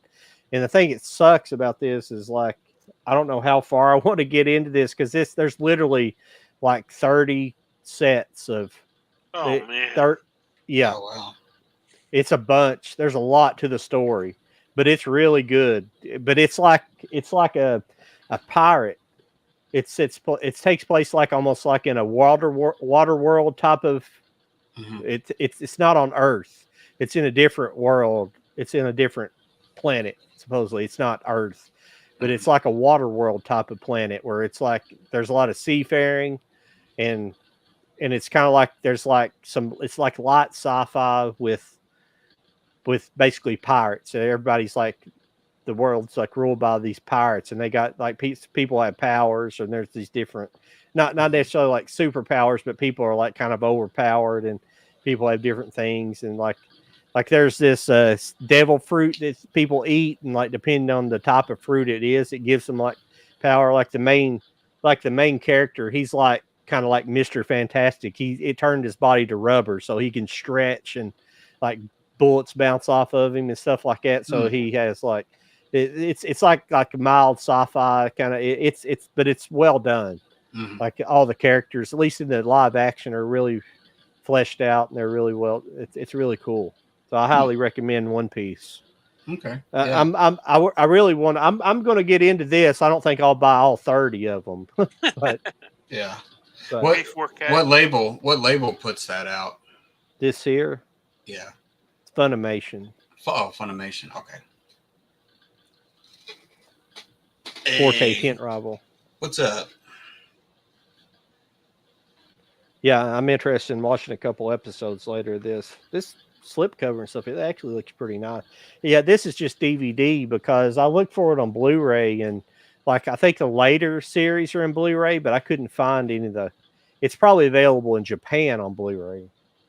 Yeah, probably. Yeah. But the thing is what I like every time I buy anime on Blu-ray, I always like sometimes I just want kind of the updated set, but one thing I always find is the visually they're not much better than the DVDs. Like animation just don't translate up much with a DVD transfer. I don't know if or with a Blu-ray transfer. I don't know if you've had that experience, Mike. Now I've seen some real well done. Yeah. Like the Ghost in the Shell where it was shot on film, it was a movie. That 4K transfer was phenomenal. It looked amazing. Yeah. And to some degree, Akira did as well. Akira, they had that disc screw up, and they never did send me a replacement disc. It was 4K, but they didn't put it on a UHD disc or something. It was It was like the 4K. They screwed up the disc, and they were supposed to replace it. And I sent in my proof of purchase, and then they quit responding to my emails and never sent me a replacement disc. Man, Pissed me off. Yeah, I think I got that Akira, but I have the DVD of it. It came out some years back. I mean, I got on that Laserdisc, the Criterion Laserdisc too, but yeah, I thought it looked okay. I mean, it didn't seem as sharp on that DVD, but because you can totally tell it's shot on film. You know, you got all the specs and little stuff. You know, yeah. So yeah.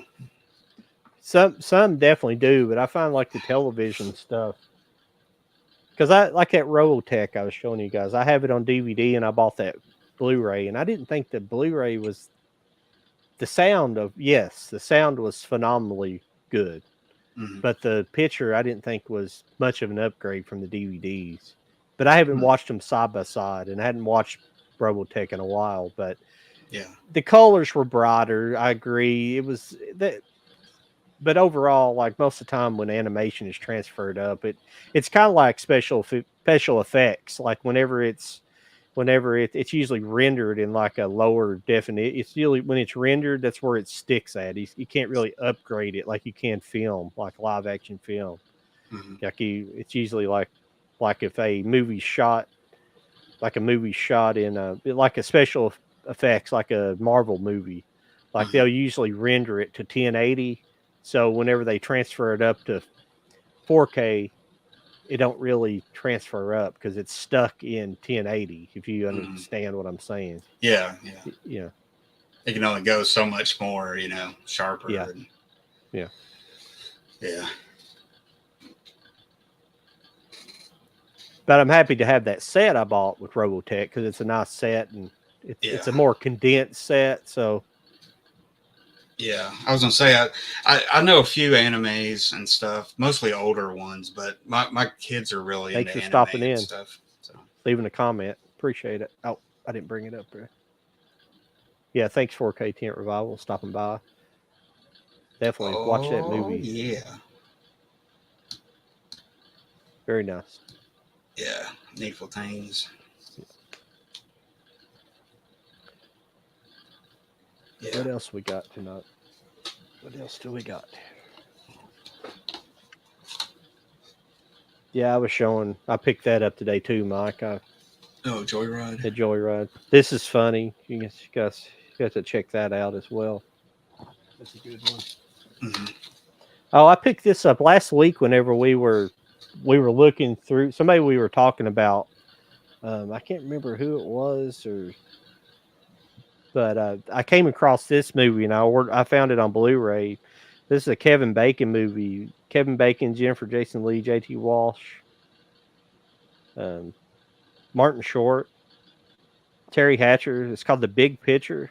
Have you guys seen this? Long time ago. Yeah, a long time ago. Yeah, I haven't seen this. Yeah, that's like late 80s, I think. Yeah, 89 or something. It looked like it had an interesting concept. Mm-hmm. We'll be checking that out here soon. Mm-hmm. I'm bad right now watching movies. I don't know. I haven't really been doing anything. I go through a little bit of a lull certain times of year where I don't watch as much, and then I watch them heavy for a while, and then yeah. I've gotten off track a little bit this week. I've just been like skipping movie altogether and going to sleep. I usually watch them at night and stuff, and I've just been like, I'll skip it tonight. But I generally try to watch one movie a week or every night. I mean, so that's something. So yeah, I try to, but sometimes I get bad and have a day or two where I don't watch something. Yeah. It's kind of weird, where I personally, I don't think any of us actually work. I think we're all in the same situation with it. But it's kind of weird when you do it. I mean, I know Mike has, I can't speak to everybody's responsibilities, but I know you have kids, you have more responsibilities. But I don't have a lot of responsibilities, and I still find myself sometimes not. It just don't feel like it seems like the day goes by fast, or it's kind of weird. Most people dream of, well, if I don't work a job, how lovely it would be, and it is nice for a period of time, and it's not bad. It's it's not a bad thing. It's just it's not as glorious as people think it is. Yeah, no. It'd be glorious if I won the lottery and had like Yeah. millions of dollars. Yeah, it would be Mhm. glorious, and I could do anything I wanted to. But like in my condition and stuff, I can't really go anywhere. Well, I mean, I can go locally, but I can't go on vacations. I can't really do stuff like that. So I'm kind of stuck in, within a 3 or 4 hour range, and Mhm. where I can go. So it's like, it kind of gets, it kind of gets boring sometimes, but I don't Yeah. find myself watching movies or reading books like I should be. You think, well, I Mhm. have all this time, you should do this, but you just Yeah. don't, just Yeah. don't do it. I'm the same way. I always seem like I have something to do during the day. It's like I'm always Yeah. busy, and then at night I try to, relax, and that's when I relax Yeah. for the day and watch a movie or something. But yeah, like to watch a movie at like 2 o'clock in the afternoon would be very hard for me to just sit myself down. I seem like I stay busy, for some reason. I'm one of those people, just Yeah. always have to be doing something, keep busy, doing something. Yeah. I don't, you know, it's not so much like that. I do have things I do during the week, like I mow grass for my grandmother, things like that. I just don't. I don't know. I feel maybe guilty about like my favorite time to watch is either in the morning or late at night. If I get up early, I'll watch something. But if I Mm-hmm. sometimes I sleep later and my schedule stays all screwed up, Mm-hmm. and like after we get off here, I like to sit down and watch something. But I don't know. I'll probably end up watching like that one anime there, that One Piece, and Mm-hmm. I don't know. But yeah, not to get off on too much talking But about that. But yeah, it's just yeah. But yeah, I totally know what you're talking about. Yeah. yeah. I picked this up as well. This is something I had to order from. Um, I ordered this off of eBay, I believe. But this is Black Books. It's a British series. Never Hmm. heard of it. Black books. Yeah, it's a Greg Linehan did this. He did uh, he did a show called Father Ted, and then he did the show. If most people are familiar with the show, um, well, on tip of my tongue, it's the IT Crowd. If people are familiar with that, it played Mm-hmm. on. It might be some people say it's the It Crowd, but it's like the IT Crowd. That's a funny. They're British comedy, so just very funny. Father Ted's hysterical, and Mm-hmm. I've seen some of this. I don't think I've seen all 3 seasons of it, but it's real. He's uh, makes some really great British television. Hmm. Okay. Yeah. Yeah, the only British comedy show that I really got into, me and my mom used to watch, was Keeping Up Appearances. Oh yeah. Uh, Mm-hmm. absolutely love that show, and it's just like. But I do like. I recommend Wallander, Kenneth Branagh series, Oh yeah. Swedish cop series, Yeah. I think you were and talking about that last week yeah, a I little might have bit. been talking about it. I was Yeah. talking about it to our pastor today, and it was just like I really enjoy that series. But Father there's like, Ted. unless you have like Alcorn, I think that's it, Alcorn TV. There's not like a A- lot of Acorn. British Acorn. I'm Acorn. sorry. Okay.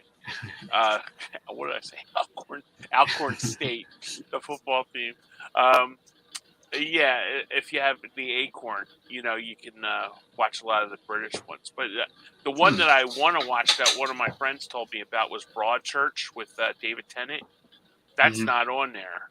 So, and these British seasons are like really tough to get. Yeah.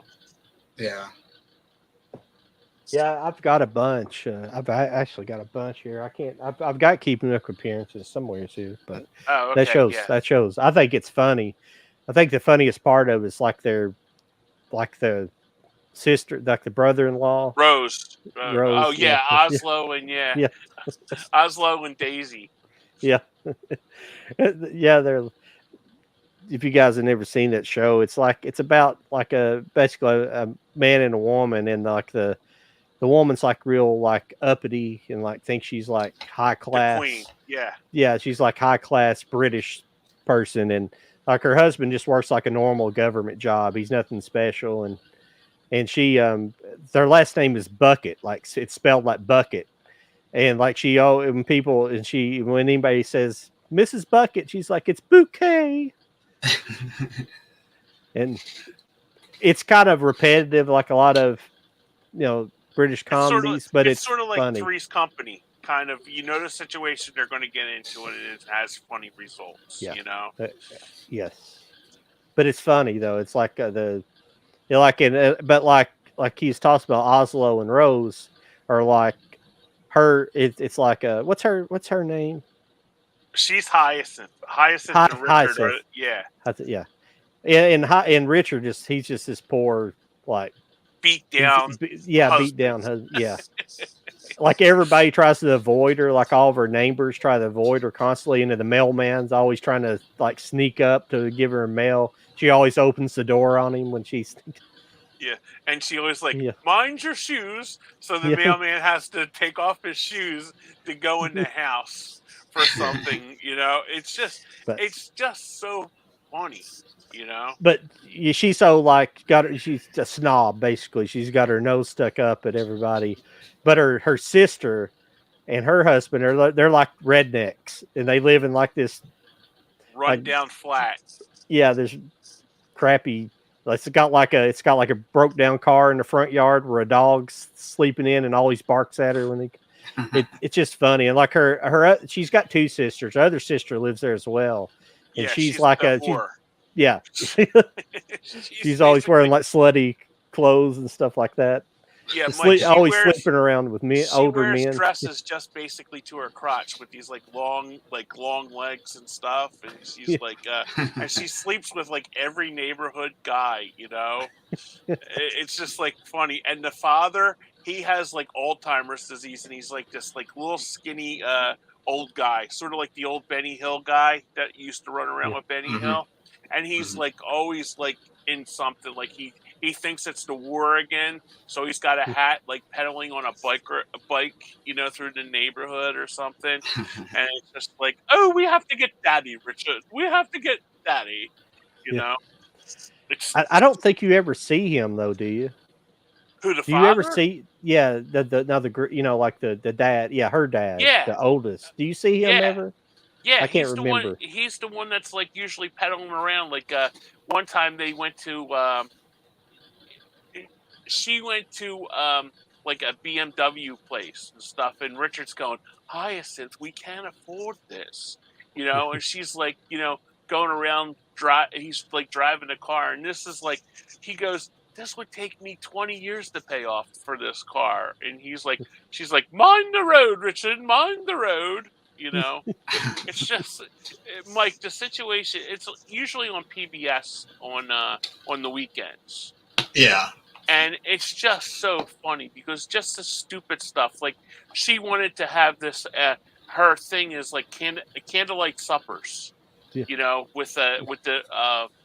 dishes and stuff like that. And she'll like tell you what kind of china she's putting on for the guests and stuff like that. And it's just so funny. And the vicar runs away from her. Her minister. Yeah. Runs away from her, oh, Vicar, Yeah. Yeah, I think I have seen it a little bit on PBS. Yeah. Like it comes on like Saturdays or something. Yeah.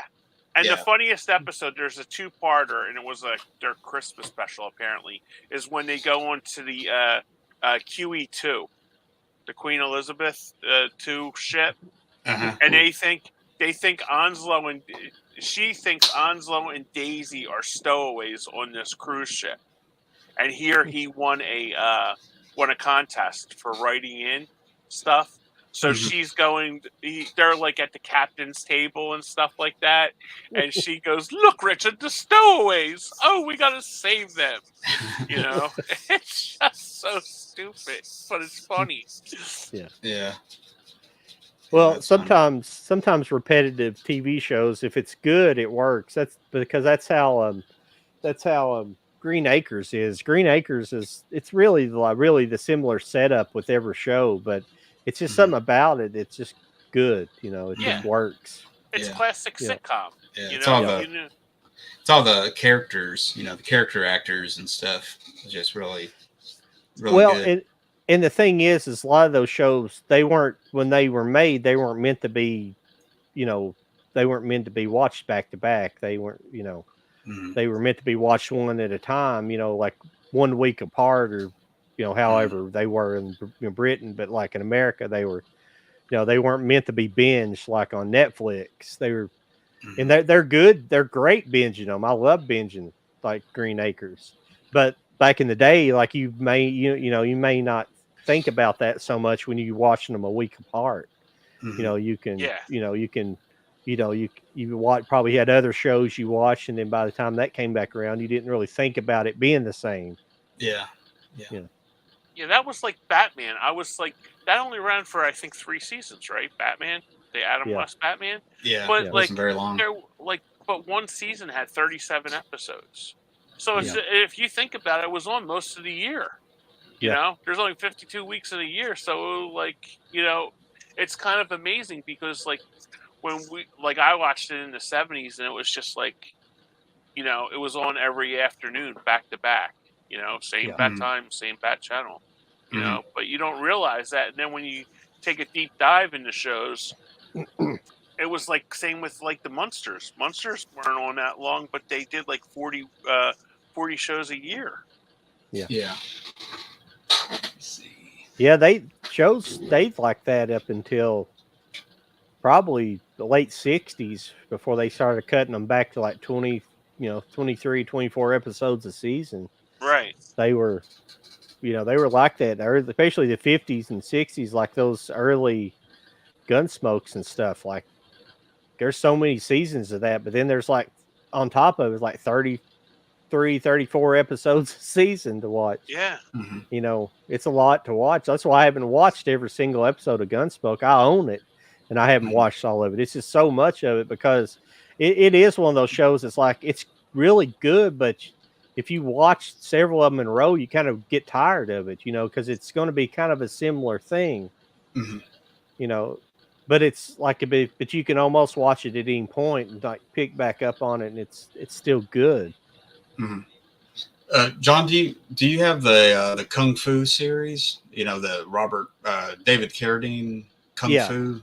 You got yeah. that one? Yeah. I don't know where it's at though.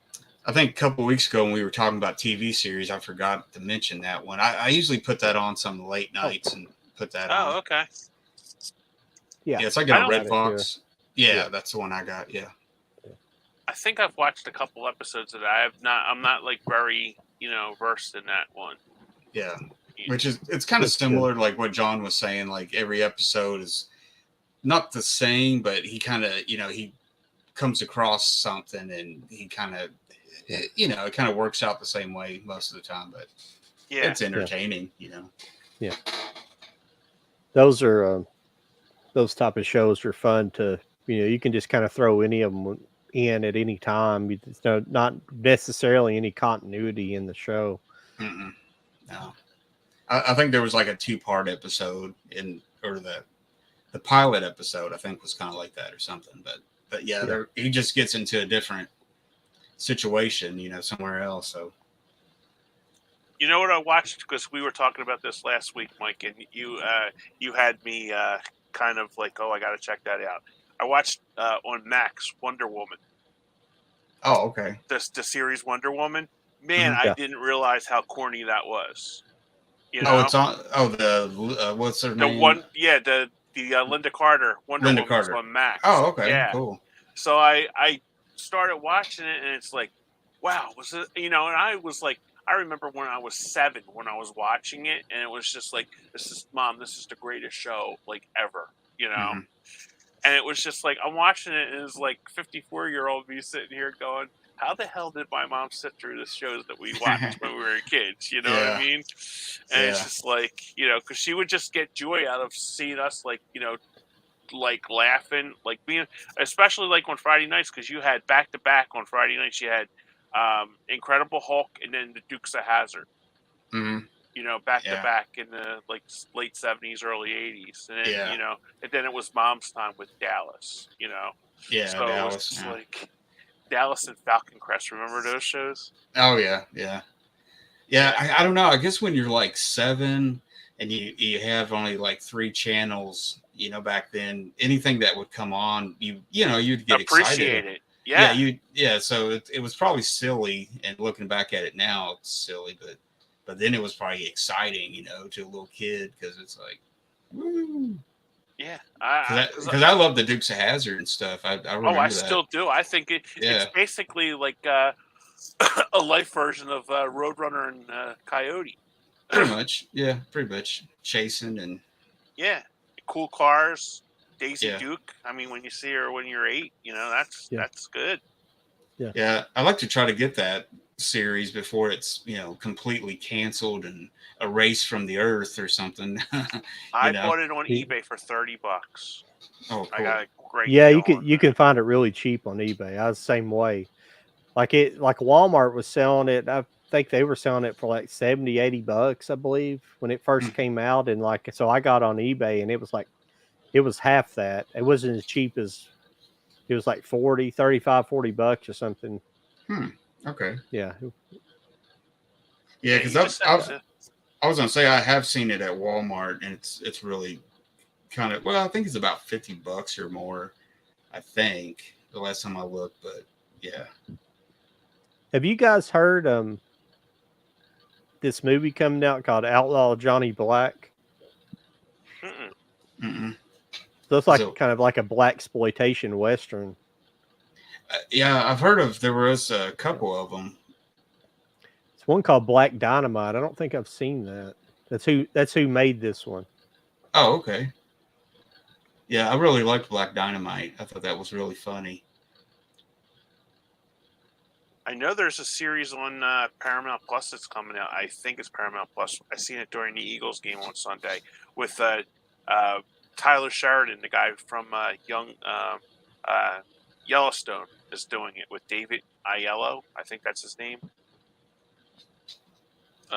He's got like a weird name, but it's sort of like it looks like Yeah. a black version of Walker Texas Ranger. Hmm. I was trying to see upcoming releases, and I don't hardly see anything at all. Like anything, I mean, that's coming out like Haunting in Venice. I don't know much about this. Oh yeah, that's that one that's got Tina Fey in it. Oh yeah, that's actually I kind of want to see that. It's a Poirot movie. Have you guys? Which I didn't like the last one that came out. The Yeah, I haven't. I've Yeah, I missed have. those. It's got Poirot, but it's like kind of looks like a horror movie mixed into it. Hmm. So I'm not familiar with that Poirot story. I don't know if this is newly made up or it comes from. I'd say I say it's an old storyline, but it kind of looks interesting. Except for Tina Fey being in it. I don't know why I don't. Tina Fey's just she's so funny in some of the stuff she did, but I don't know. I just kind of got tired of her, I guess. Yeah, she's kind of take her or leave her sometimes. Yeah. She was good in Murders in a Building, the second season of Murders in a Building with Steve Martin and Martin Short. That Okay. was like my niece got me into that show because she was a big fan of Selena Gomez, and I said to her, "Oh, is she new?" And she was like, "Uncle Kenny, no," and I'm like, I don't know anything about these like new girls or anything like that, and now I'm just like captivated by her because she's so good on the show. Mm-hmm. I was just like, I seriously never heard of her before that this show because I was like, oh, she's new, and she's like, She's in the Dead Don't Die.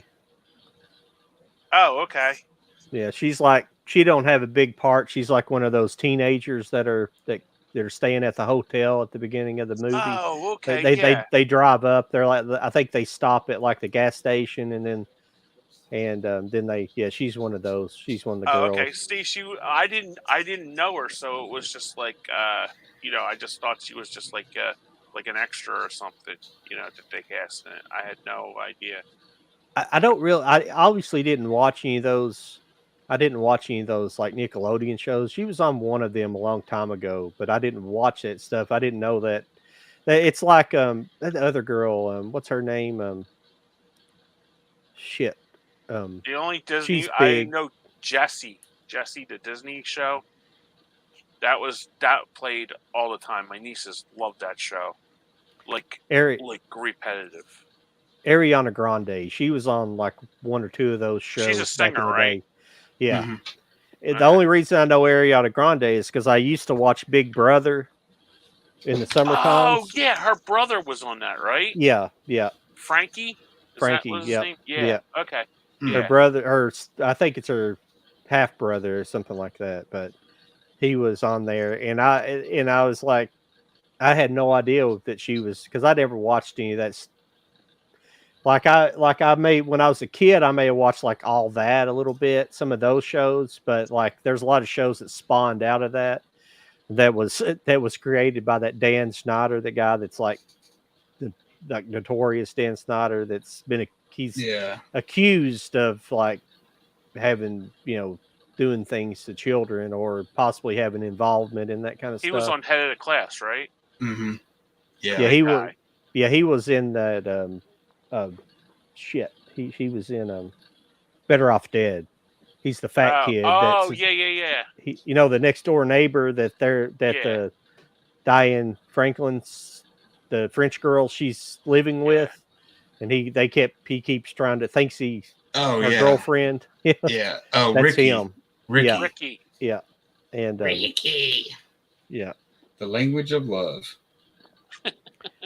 and yeah, he's like kind of like a notorious creeper, but he had all these weird scenes like that's the only reason I know anything about all these because I do watch the YouTube videos that kind of they do like little mini documentaries about what happened during these shows like and that's why I know some of the people but like he had a bunch of scenes like see he first he did like all that but he got kind of when he first kind of broke away on his own was like the Amanda show with Amanda Bynes if you remember her which the Amanda show is actually funny if you watch it she was really talented I do own that I did go back and watch that because that was kind of on in the era when I was like early 20s so it was something it's not creepy to go back and rewatch I find it just weird to go back and watch some of these at my age to watch some of these shows because one, I don't have much interest in it but he has a bunch of scenes and stuff where he's got like these girls and just with feet, like he's got feet scenes with people doing weird things with feet. And like the shows are like kind of they got more of a sexual overtone than a children's show should have sometimes, has kind of crazy stuff. Yeah. But he has a bunch of scenes with feet in them. He has a foot fetish for sure because he has them doing weird things. Like one scene, I think it is Ariana Grande. I'm not sure if it's her or the other person, but she's like pouring ketchup on her feet, doing something like that. Weird. It's weird. Strange. Yeah. Didn't mean to go down that road, but sometimes it happened. Oh, but I did see here September 22nd, Expendables 4 comes out. Oh, okay. Yeah. So that's cool. Yeah. It lives inside, stop making sense, the origin of evil, relax, I'm from the future. I don't know what that is. Creepers are us. Girl, that's all coming out on the DVD or Blu-ray? No, this is the theater.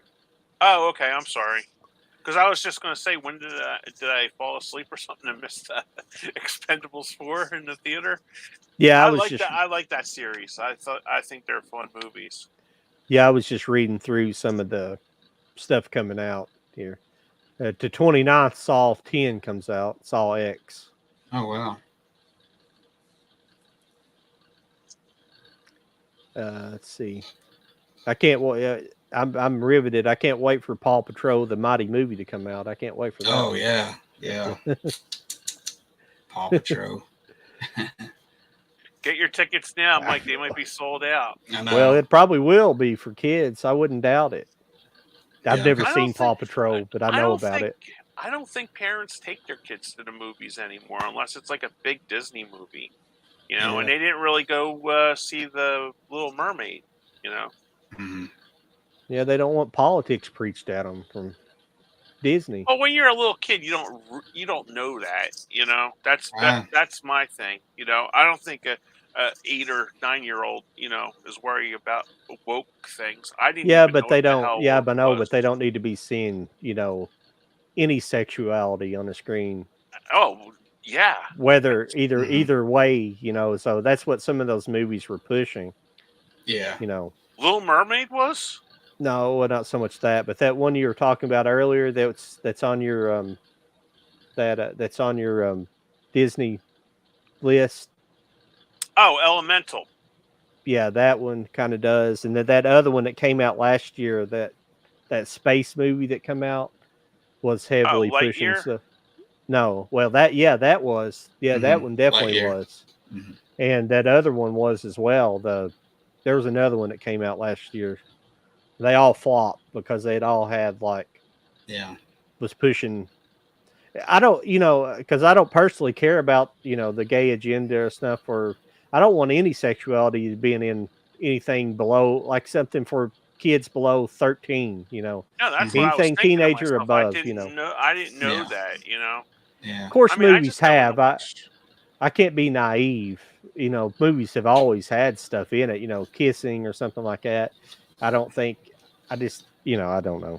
Yeah. It's just, Yeah. It's you know, it don't need to be, pushed on little kids. I think yeah, that should be, you know, kids grow up too fast as it is, Yep. So, yeah. Let them be kids.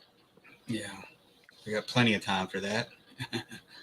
Yeah. Before you joined us, Mike, we were talking about like I'm in the Disney movie club, and the newest one was Elemental that was coming out soon.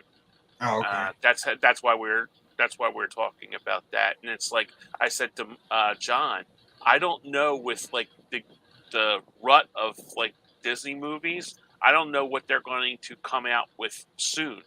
You know, like Mhm. are they just going to re-release like Big Bear on 4K or something like that, and Yeah. have that as the monthly, Well, selection? did you hear about the big one? I think they just announced it yesterday. It's going to be like $1,000. A huge Disney Blu-ray set. Wow, Yeah, I've seen no, I somebody didn't hear talking that. about that. Yeah, it's got like 40 films or more or something. I know it's got like $1,000 price tag on it. That's all. I don't know much about it though. Wow.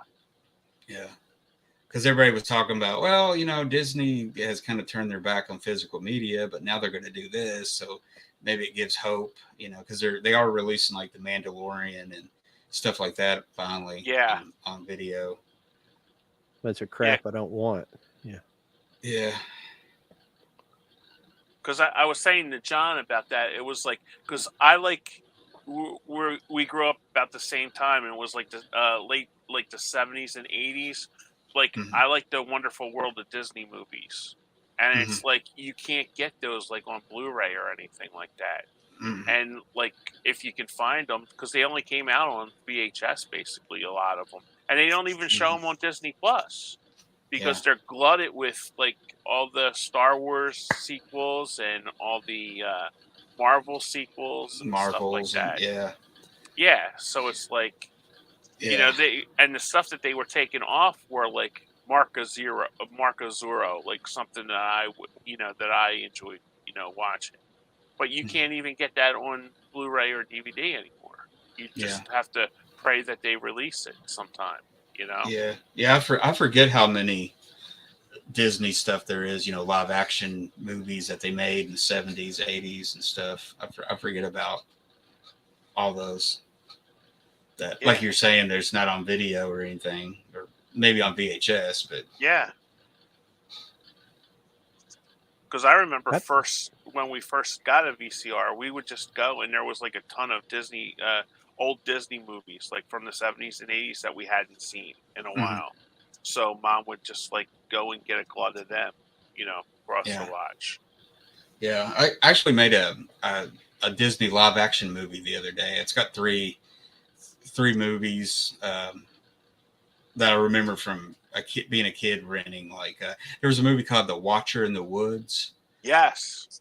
And like The Black Hole and Something Wicked This Way Comes or something like that. Those are the three I talk about, but they were all like early 80s, late 70s, early 80s kind of live action movies and stuff. But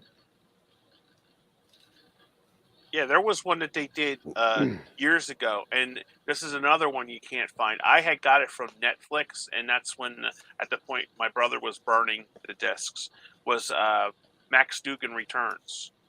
oh, okay, with Jason Robards, and it's the first movie with Kiefer Sutherland because his dad's in it with Marsha Mason. Yeah, and that's the first time. That's the first time I ever seen Matthew Broderick in a movie too. Yeah, I definitely remember watching that as a kid. Yeah, definitely. Yeah. I just remember that because he, Max Dugan, he's like a bank robber, and he comes back and he basically buys Matthew Broderick every Atari game that came out at that time. And it was like, Mom, don't we have any relatives like this? That can buy us like all these Atari games. Yeah. I was just looking like at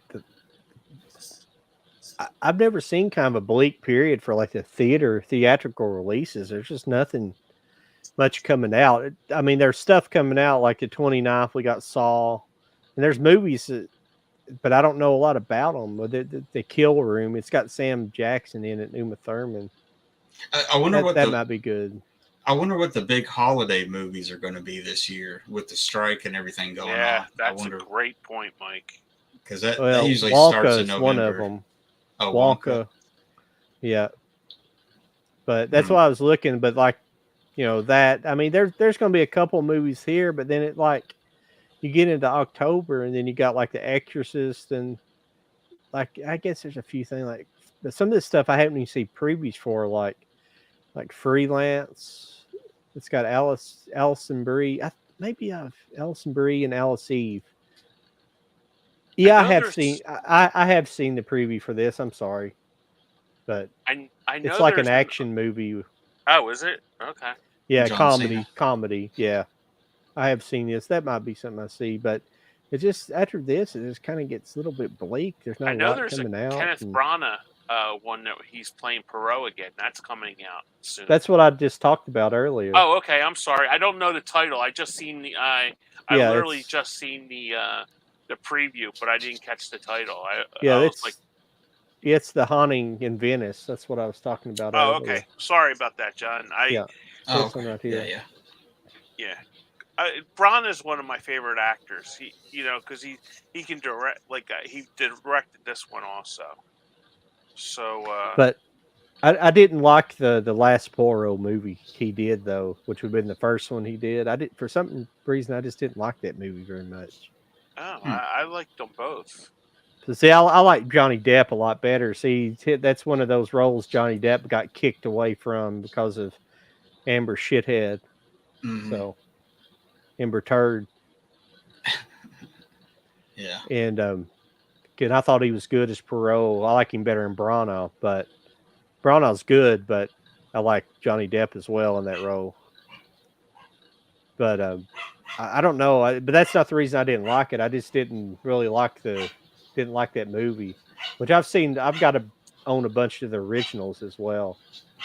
Yeah, I really want to see Killers of the Flower Moon, the new Martin Scorsese movie. I want to try to definitely go to the theater and try to check that one out. Oh yeah. Five Nights at Freddy's is coming out too. Yeah, I think I want to see that a little bit. Yeah. My boys they want to see that too. they kind of grew up when they were little with those games when it first started. You know, the Yeah. Five Nights at Freddy's stuff. So they're kind of. Oh yeah, I'd seen preview for this Priscilla. It's like now they made it like a Priscilla movie biopic after they made Elvis. Oh, okay. Yeah. Yeah, it actually kind of looked pretty good. As long as it don't run well, I don't really, it doesn't matter if it runs Elvis down or not. Actually, there's a new series. I was going to mention this on Netflix. I found last night. I guess it just came out, but it's called Agent Elvis. It's a animation, and it was created by Priscilla and another guy.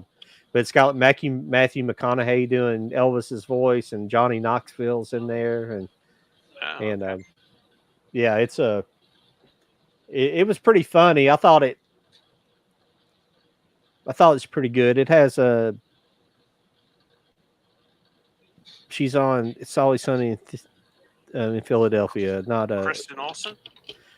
no, it's not Kristen. It is Olsen, but is it Mary? Yeah, but it's that girl that's on Caitlin Olsen. Excuse me, Caitlin Olsen. Caitlin. You're close. It's Caitlin Yeah. Olsen, and she does a voice, but her character's like this.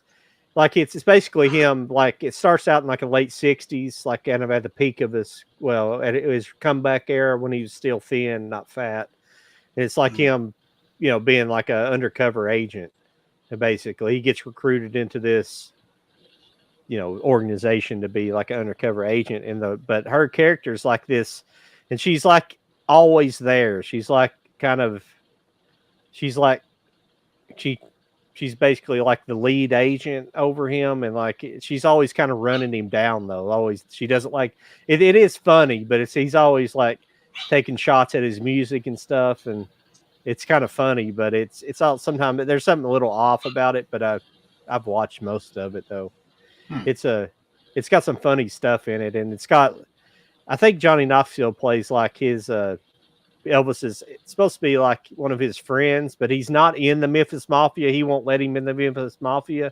But he's like kind of like a redneck guy, but he's good. He flies planes, and he's like his driver and stuff like that.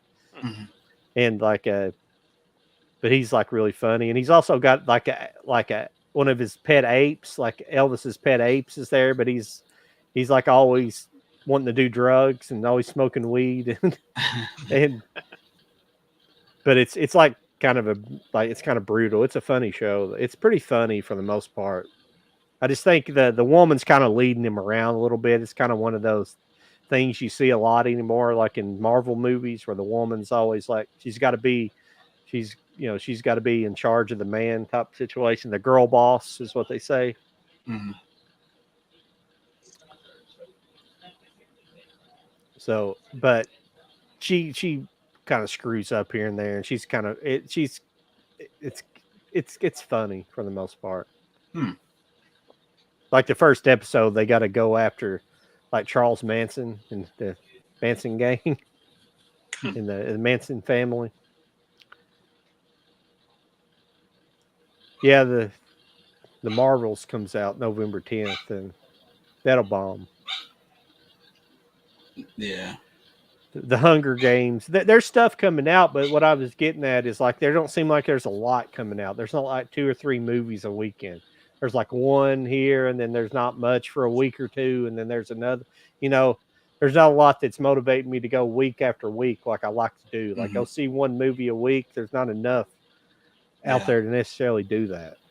Well, I heard Thanksgiving is supposed to be a pretty good horror movie. And then Napoleon, that's going to be the new Ridley Scott movie. That looks fantastic, Mike. Yeah, Napoleon. Yeah, that'd be pretty good. Yeah. I think I have seen the previews for this. I read, I think it was Hollywood Reporter, that Scott's going to put out a 5-hour cut of that. Wow. So that ought to be really, because what's that coming in at, John? Napoleon, time wise? I'll have to look at it. Oh, okay. I thought it said underneath of it.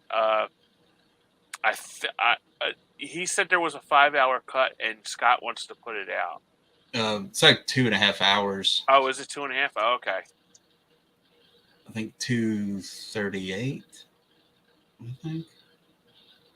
Yep, 2:38. Yeah, Oh, 2:38. But that really looks good. I did see that, but I did not know when it was coming out. I assumed near Christmas. You know.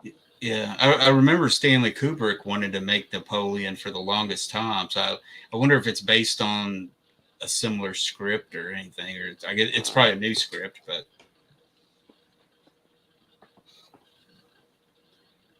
My lord, how old's Ridley Scott now? He's got to be in his 70s, right? Yeah, he's in his, I think, late 70s. Yeah, he's getting up there. Yeah. Yeah, I guess there's a few more things than I thought. This sounds interesting. It's Godzilla -1. I'm a big Godzilla fan. So am I, John. So I know Apple's coming out with. I had put on my Instagram page the new Apple show, because me and Sean were talking about that too. Because Sean's like, I guess I gotta subscribe to get my free preview of Apple to watch the whole series. You know. What is it going to be? I'll tell you in a second. Let me look that up. Yeah, that one looks pretty good, man. The Godzilla movie looks like that'd be interesting. Yeah, it's called.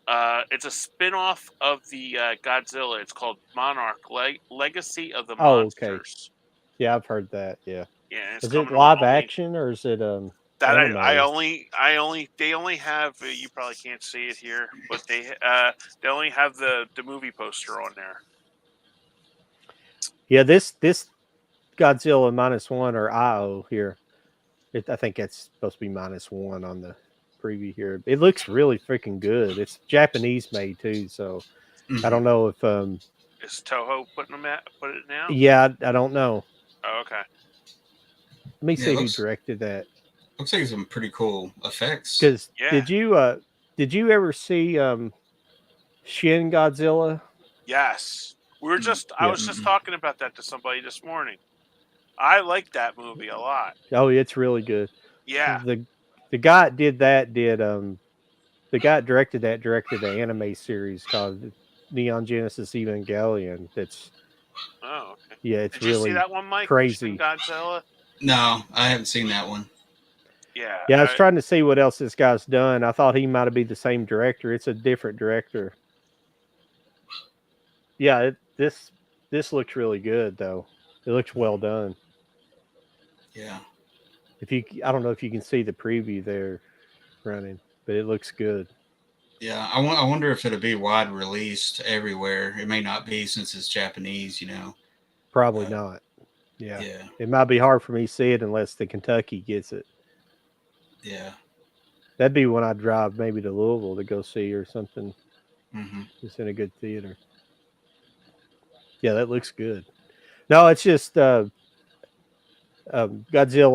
Shin Godzilla. It's just actually kind of very terrifying Godzilla. That's what I liked about it. It's like a very different kind of. Mm-hmm. It's like a. Wasn't pretty cartoonish. wild. It was really good. Yeah. Mm-hmm. Yeah, I was looking that up, Mike. It looks like it's like $25 on Amazon. I got it like on a Black Friday special. I think I paid $3.99 for it. Oh, okay. What is that? Shin Godzilla. Oh yeah. Yeah, I've definitely heard of it. I need to check it out. Yeah, it's unfortunately it's not streaming anywhere either because I looked that one up too. Oh, okay. But yeah, that I recommend that if you can find that like at like a Goodwill or something like that. Mm-hmm. Because I know Walmart was selling it for a while, like on DVD. I think that's where my buddy Bryce picked that up on the DVD, and it just happened to be on Black Friday sale for like $3.99. I was like, okay. Yeah, that's pretty cool. I'll have to check it out. It's really a throwback. It's not like believe me, I like the Godzilla versus Kong and all that, but that's like a real throwback to the old ones, Mm-hmm. Oh wow! Check this out. I don't know if there's a movie called The Iron Claw. Says this true story of the inseparable Von Erich brothers. Oh wow. Yeah. Oh wow. Oh wow, yeah. Zach Efron, Jeremy Allen White, and Harris Dickinson. Yeah, that might be a good one too. Who directed this? Sean Usually Durkin. Usually the wrestling biographies are pretty good. You know. Yeah. They do a good job and stay true to it. That'd be very interesting.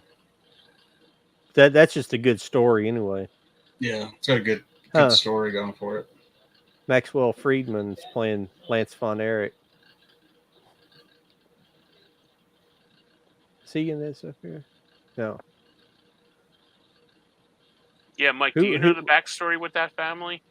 Yeah. Mm-hmm. Oh, okay. Yeah, that's really cool. You know who that is, don't you? Maxwell Friedman in AEW. Oh yeah, MJF. Yeah. Oh, he's in the movie too? Yeah. He says he's playing Lance Von Erich, which I don't know who that is. I don't know that deep into their history. I don't know if it's one of the other brothers or. Yeah, I know Michael Carey and David. They were like the main brothers, and then Fritz was the dad that basically owned. You should listen to that Jim Cornette podcast when he talks about the Von Erichs, man. Some of that shit that happened down in Texas was unbelievable with them. Mm-hmm. Do you remember Kerry Von Erich, Mike? The Texas tornado. Do you remember the Texas tornado in the WWF? Yeah, I believe so. Briefly, yeah. Yeah, I did. When I was a kid, I had no idea that he actually he got in was it a motorcycle accident? I think so. Yeah, he got in a wreck and lost his foot. He was wrestling. Yeah, and then they just had all this problems. The family just all this stuff kept happening to him, and every one of them committed suicide except for the one brother that's still alive now. Yeah, it's crazy. It's a very interesting story. Which one's still alive? Is it David? David. Yeah. Because they were all supposed to be like the next big thing. Yeah. You know, Michael was the youngest one, and I think after Kerry passed away, he went and shot himself. While his mom was making dinner or something. It's just such a tragic. Yeah. I watched I remember in the 80s growing up, and it was that was the big thing, the Von Erichs and the Freebirds down in Texas and stuff like that. Mm-hmm. And I watched it. I think this is on Tubi too, Mike. Dark Side of the Ring. Oh yeah, the Von Erich story. Yeah. Man, I watched that, and it's I had no idea, you know. Mm-hmm. And the old man basically had every judge, every cop, every official in his pocket, mm-hmm. Down in Texas. That's how powerful he was, because they called him the governor.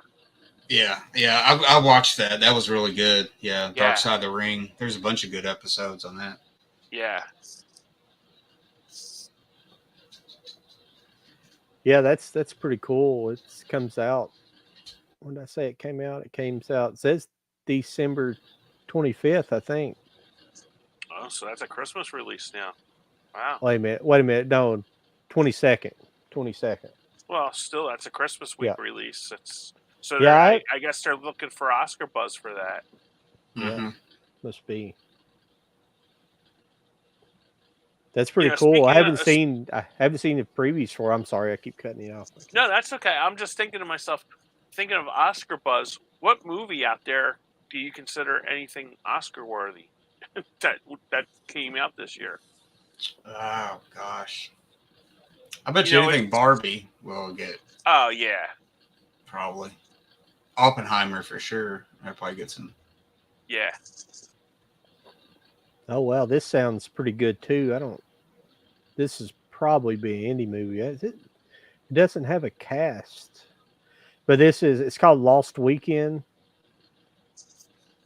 It says his marriage and his band is falling apart. John Lennon recruits comedian Albert Brooks and musician Harry Nilsson for a raucous 24-hour journey through 1973 Los Angeles to try to save his lost album and himself. That sounds pretty cool. Yeah, that sounds interesting. Yeah. Here, that's pretty. Yeah. You guys ever listen to Harry Nilsson? Yeah, I've heard of a lot of. Yeah. He's got a lot of good songs. But there's nothing. What's weird? There's nothing. There's a release date, but there's no There's like no actor listing or no director. So, there's a director. Excuse me, Francis Karachi. Karachi. I don't know how you pronounce it. Karachi. So I don't know. It sounds good, but it's probably like an indie release. Yeah. That's what sucks about living around here. Well, luckily where I'm at, where Kenny is, you probably have access to indie theaters and stuff like that that plays a lot of this stuff, but we don't. I don't. Louisville has a couple more. I remember before there used to be. Now I don't know if there is in Center City or not, because now with like crime, the crime in Philly is like very bad, and they used to have a Ritz 5 theater where you used to go see art house movies. So I don't know how prevalent that is now, especially like with streaming. Because I told you, I don't know, Mike, if I told you or not, when we went to see Guardians the first weekend that came out.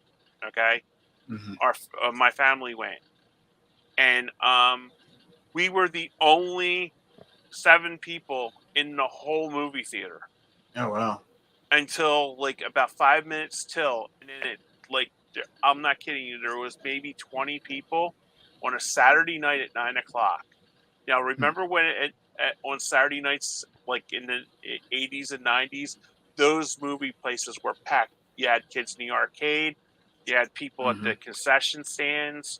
There was literally nobody in there, and I was shocked because that was like my first movie that I had went to since I seen Cars 2 in the movie theater. Well, I would even say 10, 15 years ago, even, people probably went to the movies more, than now, I would say. I mean, that was an event when I was a kid, because we used to go every Saturday, to the movies to see what was out, because we didn't have a VCR at the time. So it was like if we wanted to see a movie, you went to the movies, and I think they were at that time it was like $2.25, to go. Yeah. Well, fellas, I think you guys about ready to wrap it up tonight. Yeah, whenever you are. Yeah, that's cool. I think I'm about ready to wrap it up this evening and get on down the road. You guys are ready to go? Yeah, I think so. Had a good time as usual. And absolutely. It's always good talking to you guys. Thanks for everybody stopping by, whoever been watching early on, and yep.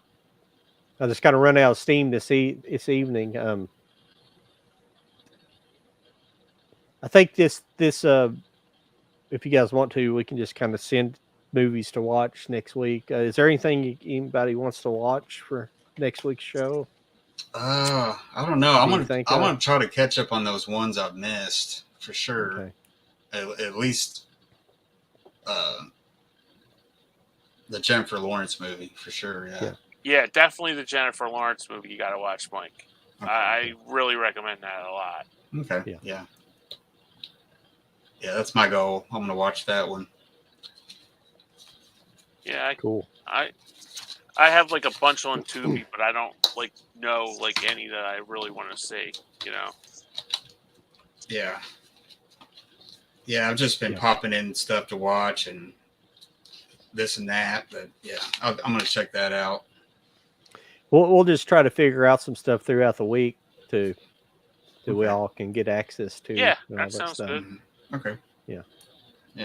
And well, everybody, appreciate you guys stopping around this evening. I think we're going to get out of here and call it an evening. We'll talk to you guys later. All right.